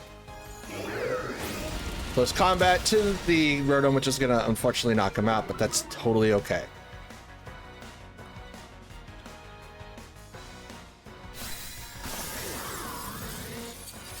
Now, Sneasler's fighting poison, I believe. Psychic will hurt him quite a bit. And we do have Terra Psychic, but we already used it on what am I trying to think of? Blah blah blah. We already used it on Rotom, so we don't have that access. We don't have access to that anymore. So I'm gonna protect with Oranguru because I'm gonna need a turn to get set up with Hatterini here. How long do I have for Trick Room for? 2 more turns. Psychic over to the Sneasler.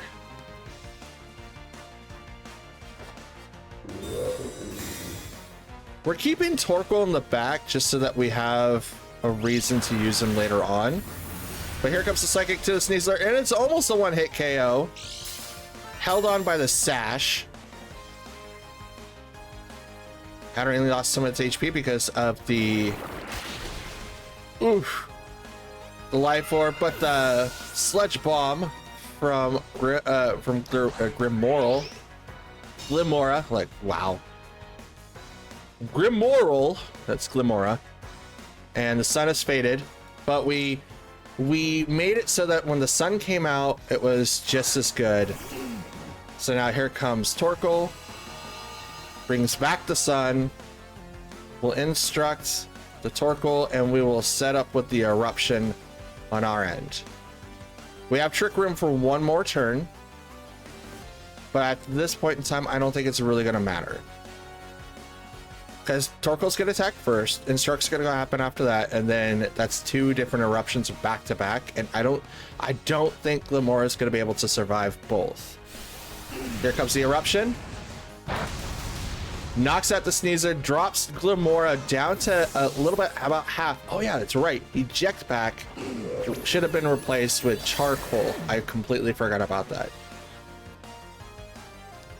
Oranguru uses his ability to do the enough damage for Glimora. Glimora gets knocked out right away. The dimensions return to normal. Now Namorous comes out on the field. Now Namorous, we're gonna go ahead and protect with the Oranguru. And I'm gonna go with the Overheat on an Namorous instead. I'm gonna drop my special attack, but I don't want to. I think Namorous is faster than I am. Here comes Ground. Ground for the Terra. Doesn't. I don't think it really negates fire. It's gonna do a lot, for sure. Earth Power over to, ooh, the Oranguru. But this is why I did Overheat, just in the event that I did get knocked out or did take a little bit of damage. But now, Namorous gets lit up like a Christmas tree, and they go down.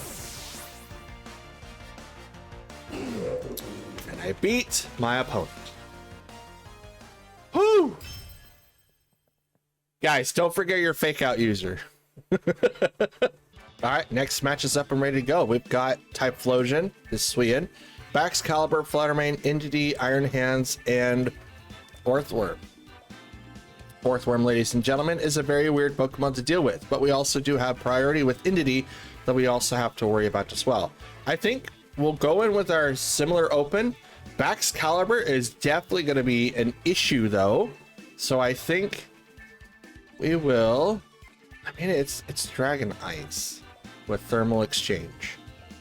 But I'm also worried about Iron Hands. I shouldn't be, but I am. You know what? We'll do kind of the same open as last time. We'll leave Brute Bonnet and Tinglu in the back. Don't get me wrong, Brute Bonnet's good. He's got Spore, he's got Rage Powder, he's got Pollen Puff. Almost the exact same things as the Moongus does, except his typing is bad. So I had to almost change his typing from Grass to me like Poison, so he doesn't get affected by a lot of the other things that one-shot him. Fire attacks, fighting attacks, not fire attacks, fairy attacks. I want to say fighting. I think Dark Sweet gets fighting. I don't know. Not the top of my head anyway, but it's probably not a good idea. Iron Hands and Earthworm hit the field first.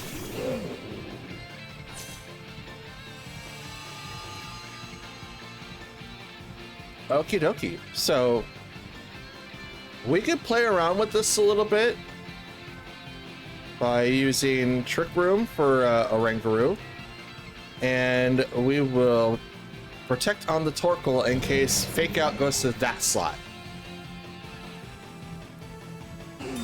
Fake Out is only on Iron Hands at the moment, so we don't have to worry about anyone else. Fake Out goes for the Oranguru, which is totally fine. And Shed Tail for the Orthworm kicks in, takes half his HP. Here comes Citrus Berry, because that's the common strat. Swaps out to let me bring it out. Who is it? Fluttermane. Gotcha. We're just gonna get a huge boost in the sun.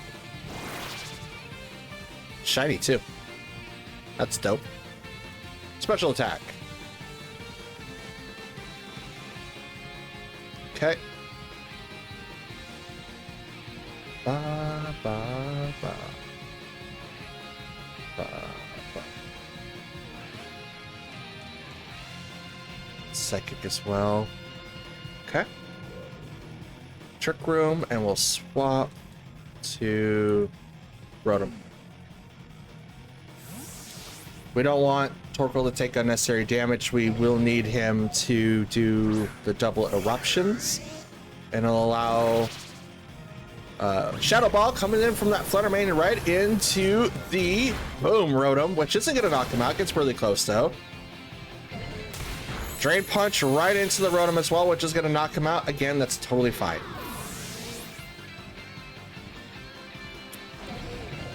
Trick Room is now activated.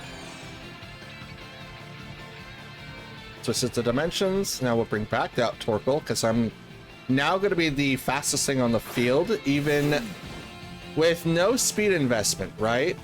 Iron Hands' speed is 70. Torkoal's lower than that. And Rangaroo is even further lower than that. So we're going to go ahead and Terra Fire Eruption on that side of the field. I'm going to have to get through the substitute first, which could happen now. In the sun with Terra Fire, it doesn't have Charcoal, could break the sub and then put a lot of pressure on both Pokemon, as it could burn Flutter Mane, and it could also burn Iron Hands. But the fact that they didn't focus on the Rangaroo is a huge detriment to my strat right now. So here comes the eruption from Terra Fire. Boom, erupting. That's gonna hurt the Iron Hands a lot. And the substitute took the amount of damage as well. So here comes the Flutter Mane, and then, ooh, Wild Charge. That's cool. Here comes the Instruct though. Rangaroo's telling Torkoal to do it again. That was awesome. And Torkoal erupts a second time, which should take out both. Ooh. Oh, Flutter Mane survives with 1 HP due to what? Sash? No, it's just naturally bulky. Oh, and the Shadow Ball hits the Torkoal, bringing him down to 35. So Torkoal is still surviving. Barely, though. Just barely. Sent out Entity next. Psychic Surge comes up.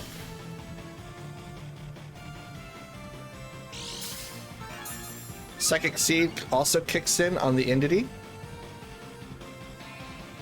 Okay. So we're at a foul play. Actually, I'm going to protect on the Rangaroo, and I'm going to overheat. I'm going to hit the Flutter Mane. The Entity is probably going to use Follow Me, though. Flutter Mane protects. Okay. That was a good call. I was going to either hit the Entity or get dragged over there, so I just wanted to hit someone. They activate Trick Room next, so they reset it. Interesting.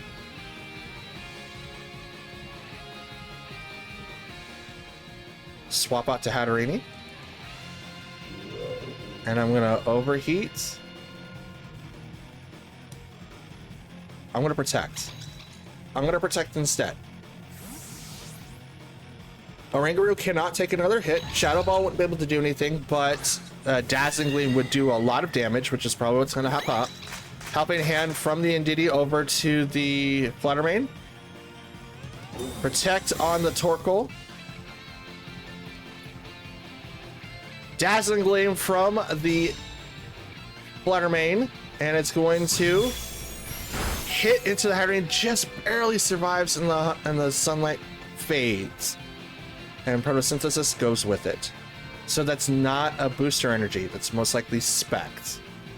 But it did protect, so it's not Spect. It's something else.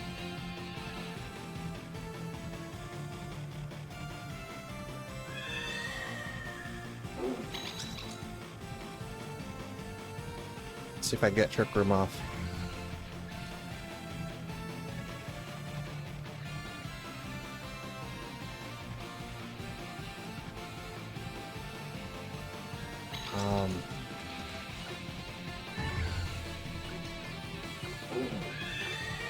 Overheat and Flutter Mane.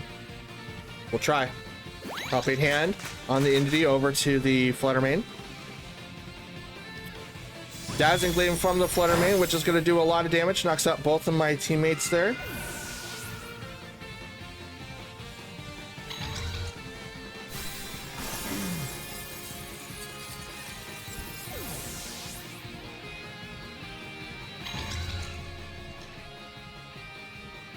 Okay, so Ring Runes is now going to come right back out. But we are in a very weird predicament.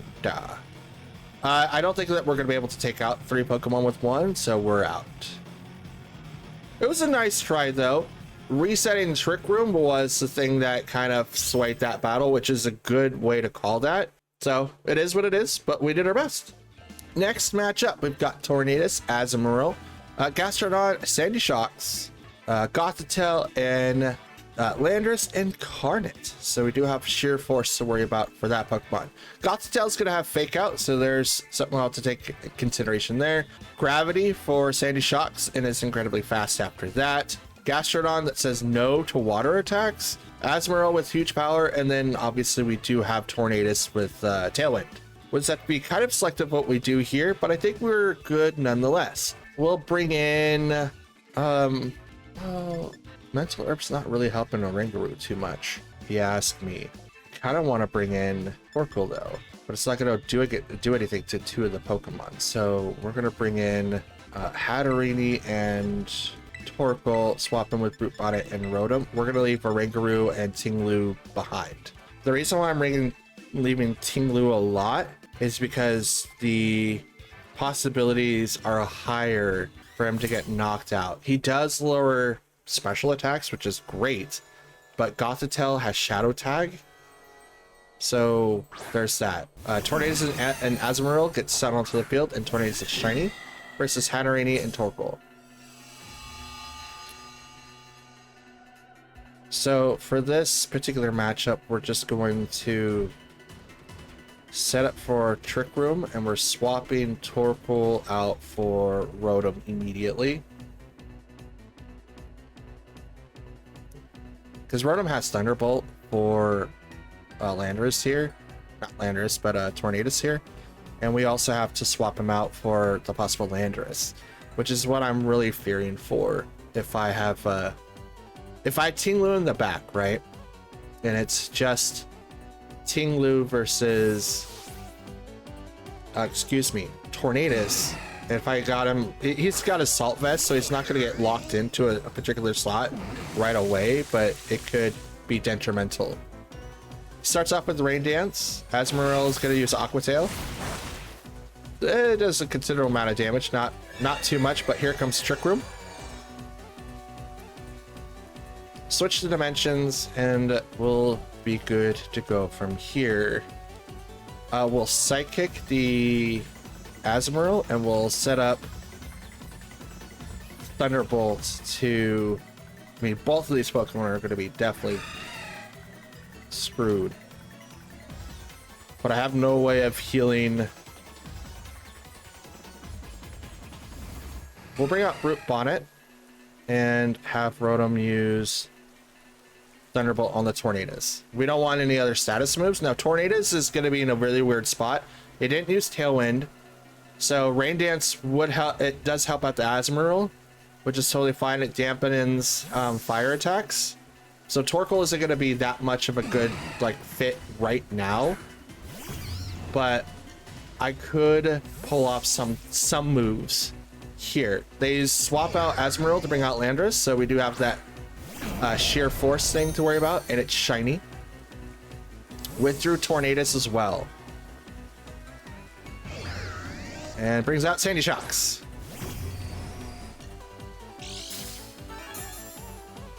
Photosynthesis activates with the booster energy and increases its speed. Thunderbolt goes into Sandy Shocks, which does nothing because it doesn't really affect that slot. But Brute Bonnet here is definitely going to take advantage of that. Now, I could swap. Actually, it might be best if I do swap. I am going to swap. I want to say Torkoal. Torkoal might not be the best case, so I'm going to do that to reset the rain. Because right now my Pokemon are kind of in a weakened state, so I'm going to bring out Torkoal to reset it so we have sunny weather instead of rain, which is going to boost Brute Bonnet. Now, Brute Bonnet, I don't have his speed here, but he has no investment into speed. It's it's physical bulk, so I don't have anything to worry about. Bolt Seed into Sandy Shocks. Oh, yeah, he's donezo.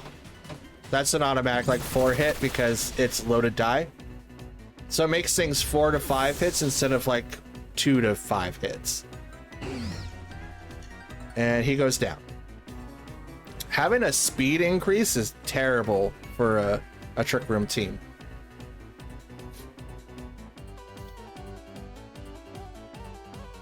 Now, Landorus does still have Sheer Force because its Therian form is the one that's going to have the ability to what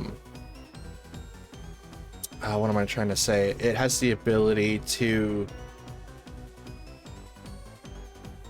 blah blah blah blah blah blah. Okay, so we're gonna go ahead and hit Landorus with the Spore so he doesn't attack, and I'm gonna overheat the Tornadus because he's gonna set the weather.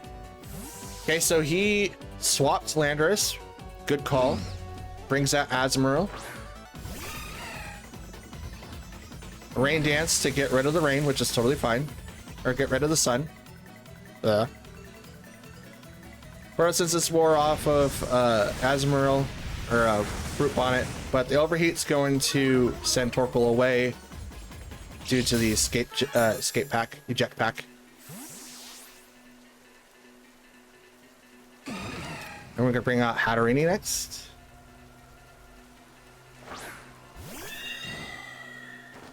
And Spore goes into the Azumarill, which safety goggles. Gotcha. Trick Room has one more turn left.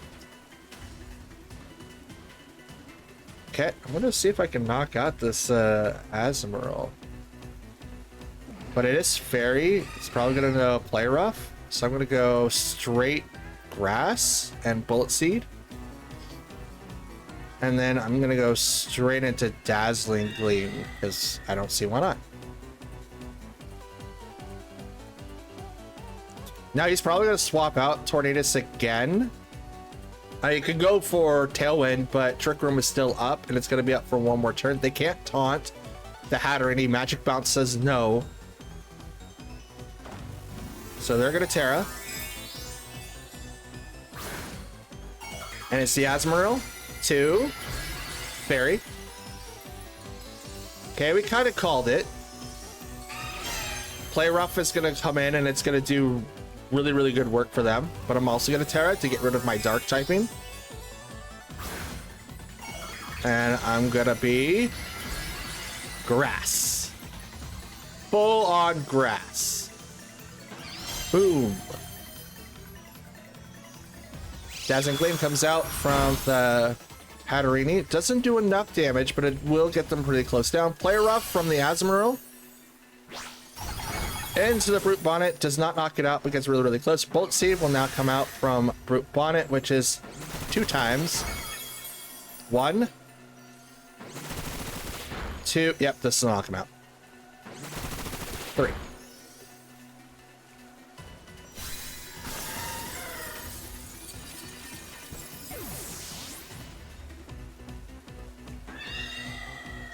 Now, Bleak Wind could also come out, and it does. Gonna knock out the Brute Bonnet for sure. Oh, wow. Voice crack. Lowers down Hatterene's speed, but knocks out the Brute Bonnet. I was hoping that I'd get one more turn with them. Fortunately, that's not the case. Unfortunately. and dimensions return to normal. However, I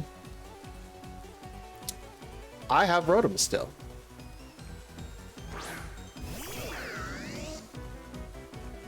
And they sent out Landorus. So they're down to their 2. One's heavily injured, and I'm got my 1. And I'm gonna immediately go for Trick Room. I don't think they'll knock out Hatterene, but it's a good chance that they could. I could have used Torkoal to reset the rain so that they have to... it's about a 50-50 chance for Bleak Wind to hit after that. But I want to attack Landorus as much as possible because Sheer Force is going to be a thing.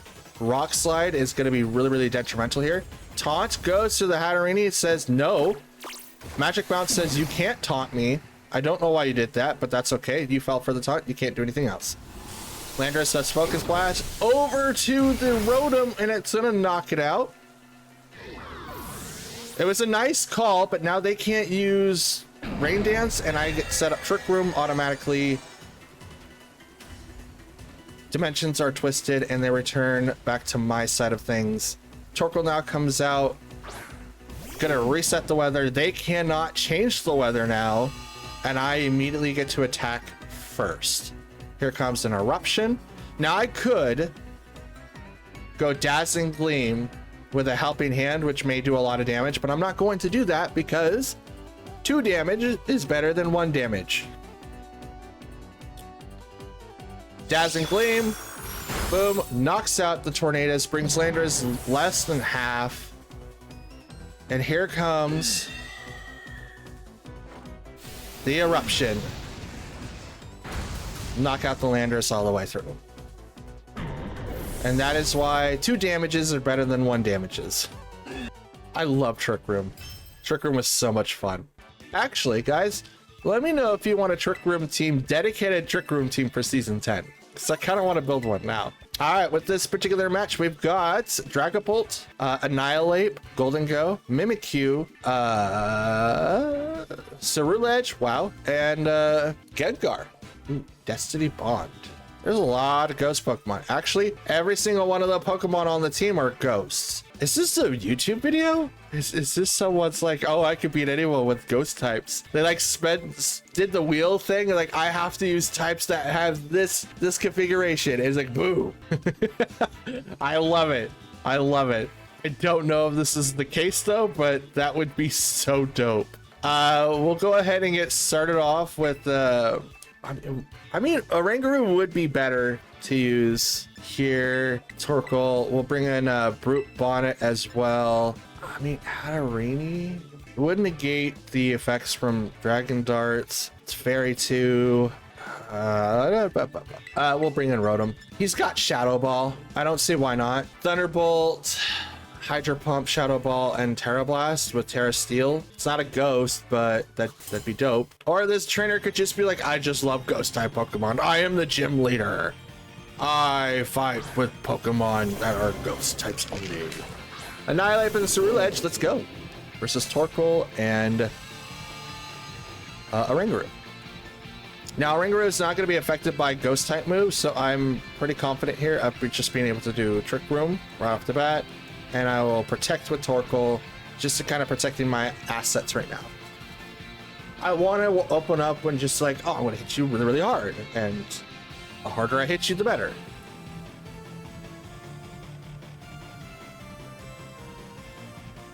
Now, these Pokemon do have other moves. Like, Annihilate still has access to fighting moves. U-turn for the Oranguru does knock it out right off the bat. Holy cow, with the crit. That is insane. Must be banded. Because my Oranguru is built to withstand attacks, and that was just a slaughterhouse. And then Sword Stance for the Ceruledge right after that. We'll bring in Rotom.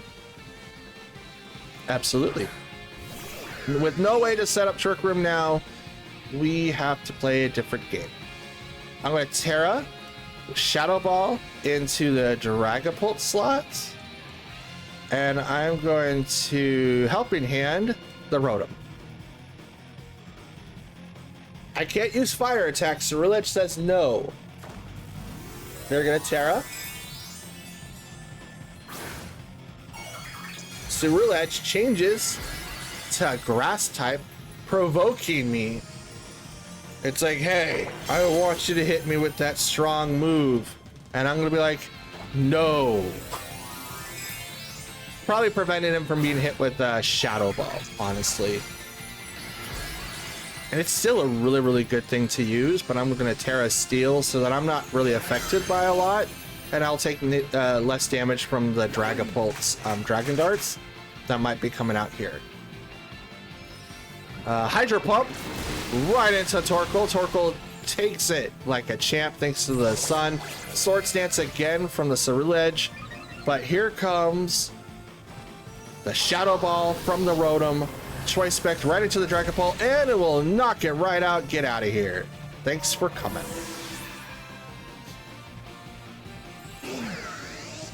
Now, Bitter Blade, I believe, is a fire type move, which then Rotom's in trouble with. Oh, here comes Annihilate again. I should have brought in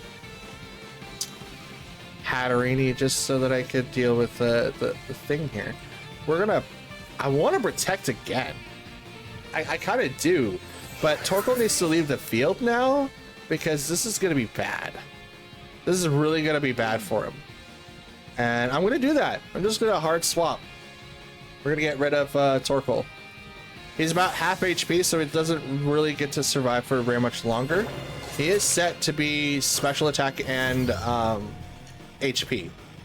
It's 252 in each stat. I think 4 in defense or 4 into special defense. I'm not sure. Shadow Claw into the Brute Bonnet isn't going to do very much. But thank you. Bitter Blade. Boom.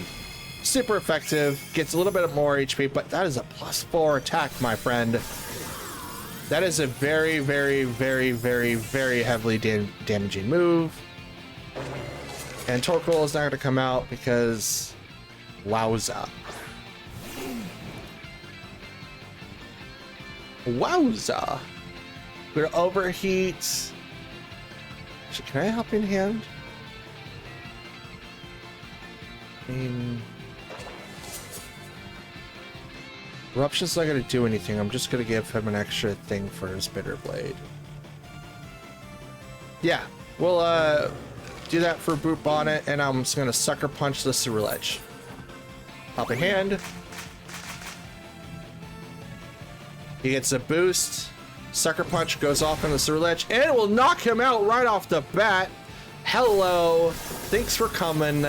Your +4 attack is now rendered Dunzo. But now I have a Rage Fisting Shadow Claw and Annihilate in front of me, which hits really, really hard. That's a crit. Like, everything he's doing is a crit. He's like, bro, stop critting. He's using all moves. Well, U-turn isn't a highly done crit. I'm gonna Sucker Punch the Golden Go just to kind of see what happens. I could Spore into... Well, I already locked in. I could have Spored into the Annihilate, but I don't think that's gonna really do a whole lot.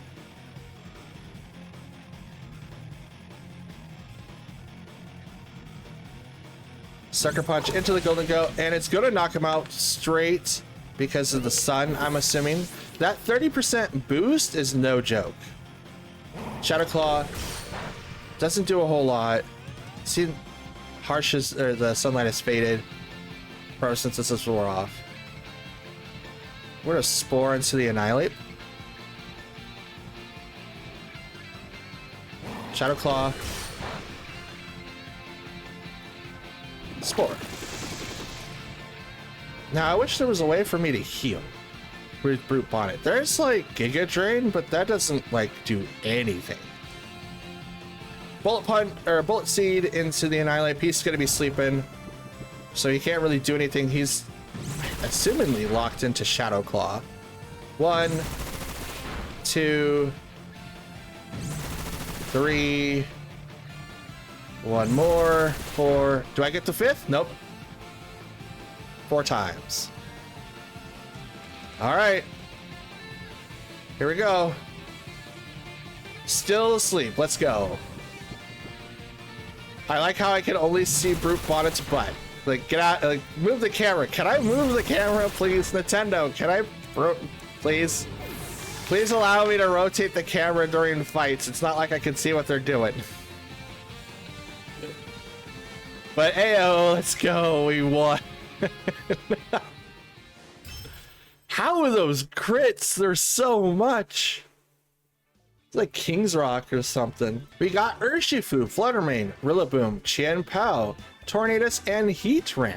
A lot of these Pokemon really like to be fast, and they're not gonna like me because I don't like going fast. I like going incredibly slow. So in this instance, we should probably bring in both Trick Room setters. I don't know what we're gonna be doing about Chien-Pao, so to speak. I do have an idea, but I'm not so sure what I should do. So I think the best option that I have to win with this setup is to walk in with Hatterene, Torkoal. We're not going to be able to do Instruct right off the bat. I kind of want to bring him in though. Would really be beneficial. This is telepathy, so no multi-hit, or at least no partner hitting moves will affect me. We're bringing in Rotom for sure. Just Shadow Ball. You know what? We'll bring in Brute Bonnet. He'll be useful, I think. The Sun with Brute Bonnet getting a boost is fantastic. If you're ever using a Trick Room team, guys out there in the audience, I'm just gonna say this. If you're planning on using a Trick Room team, make sure your natures are set to where it minuses the speed value. That way you're always getting the full benefit of it. You don't always have to go to the 0 IV into speed. Just make sure that you are slowest than your opponent. They're gonna open up with Urshifu and Chien-Pao, and I open up with Hatterene and Torkoal. So we're gonna get set up with Trick Room first, and then I'm gonna protect Torkoal. Even though the Urshifu can use Surging Strikes onto the Torkoal and still do a little bit of damage, I'm preventing the knockout as much as possible. They're gonna Terra the Urshifu into water. Now we've seen this countless times. This isn't gonna knock out Torkoal at all because even with the band, that water is reduced by 50% while the sun is active. Now it could go into Hatterene. Icicle Crash goes into that slot, doesn't knock it out, but it could still go into the Hatterene. Surgeon Strikes goes into the Hatterene slot, which is totally fine. They doubled into it. That's how you do it. It's perfect. Hatterene fainted. Perfect. I couldn't have asked for anything more. But now I'm going to bring out Brute Bonnet.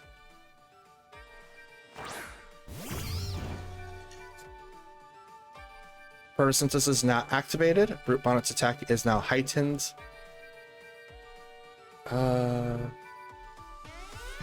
Maybe Brute Bonnet should have been like the option. Maybe Rotom should have been. But I already did it, so I can't retake it back.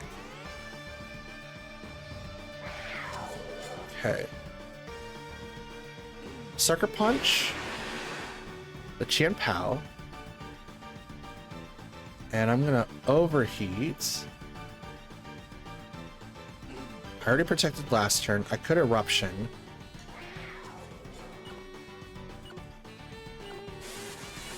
Terra, overheat, Chien-Pao. Withdrew the Urshifu, that's a good call. To bring out Heatran, we're just going to take advantage of the sun that's out, but because they swapped out, they're not going to be able to take full advantage of attacking this turn. So right now, it's just Chien-Pao that I have to worry about. And he's going to Icicle Crash most likely into Brute Bonnet, which this Brute Bonnet, guys, is compensating for the 25% loss in statage. So it's going to protect itself instead, which is totally fine.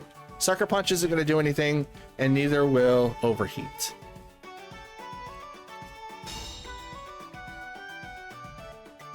Now, this is the other thing. If you're going to use a Trick Room team, always bring it back up. Because if for whatever reason your main setter gets knocked out, you need to have a backup so that you can still use your strat. It's like building a deck in Pokemon. You don't want to only have one main attacker. You want to bring in multiple attackers. That way you get the full advantage of what you're trying to do. And I'm going to go ahead and just hit Eruption here to hit both. Sucker Punch into the Chien-Pao isn't going to do a whole lot, but Icicle Crash is going to hit the Brute Bonnet, brings it down to 8 HP. Heatran is going to use the Substitute, which that's a terrible decision if you ask me, because I popped Chien-Pao's Sash. Flash Fire is going to power up Heatran's fire moves, but I'm going to knock out this Chien-Pao. It's not going to be able to do anything for the rest of the game.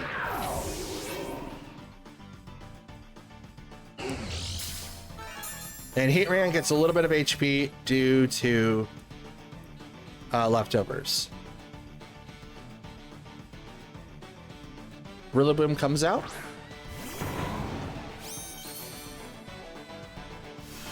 Grassy Surge is also applied. Swap out Brute Bonnet for a Rotom, and we will protect the Torkoal for the turn.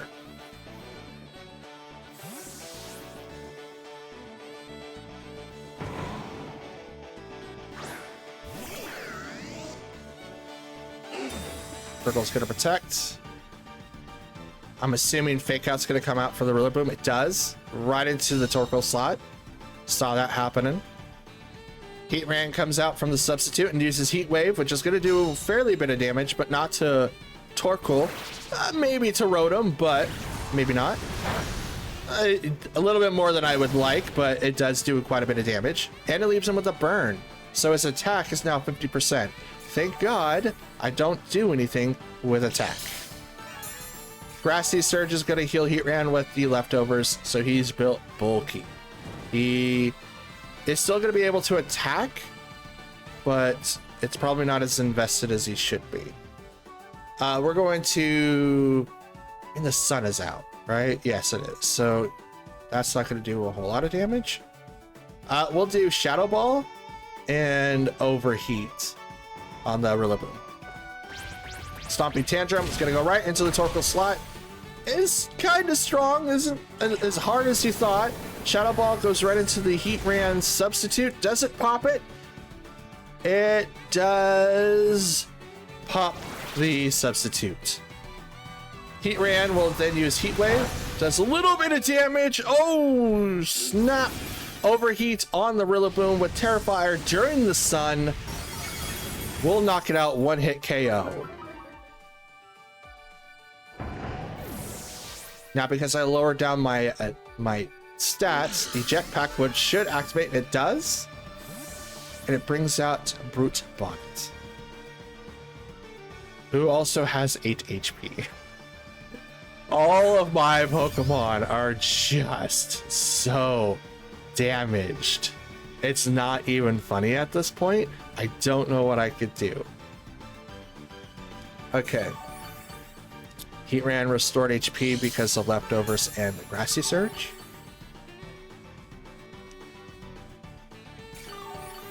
And Brute Bonnet also heal a little bit of HP, but Rotom takes a little bit. Oh, he's down to 4. The burn. The burn. Here comes Urshifu. This may or may not kill me, but Rotom's going to swap out. I'm going to Sucker Punch right into the Urshifu just to be cheeky.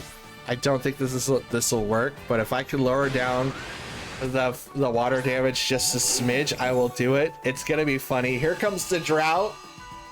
Sucker Punch. I think it's over Aqua Jet. Attack was heightened. He'll protect.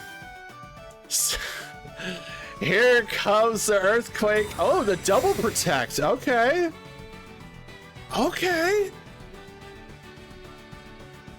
Oh, interesting. You're letting me get like some healing in. That's dope. Thank you.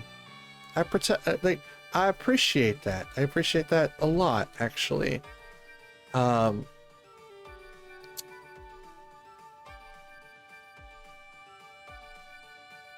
I mean, we've already lost, guys. There's nothing I could do, so I'm gonna helping hand the Brute Pot and just sucker punch the back of the head of this Urshifu and see if it does anything. And Aqua Jet's faster. No. Oh, that did like nothing. Okay. Oh, it still fails because. Oh, come on. Oh, yeah. I mean, guys, we lost. It was funny. It was like a good gesture. I might have been able to do something against the Heatran, but not really. Not really. I wasn't sure that Aqua Jet was... Is that on the same speed tier? We'll bring out Rotom. Rotom's just gonna die to... He's gonna fall to burn. That's so funny. Let's go to speed tiers, not breeding. There you go, speed priority. Thunderbolt to the Urshifu. Urshifu is gonna protect. I mean, sure.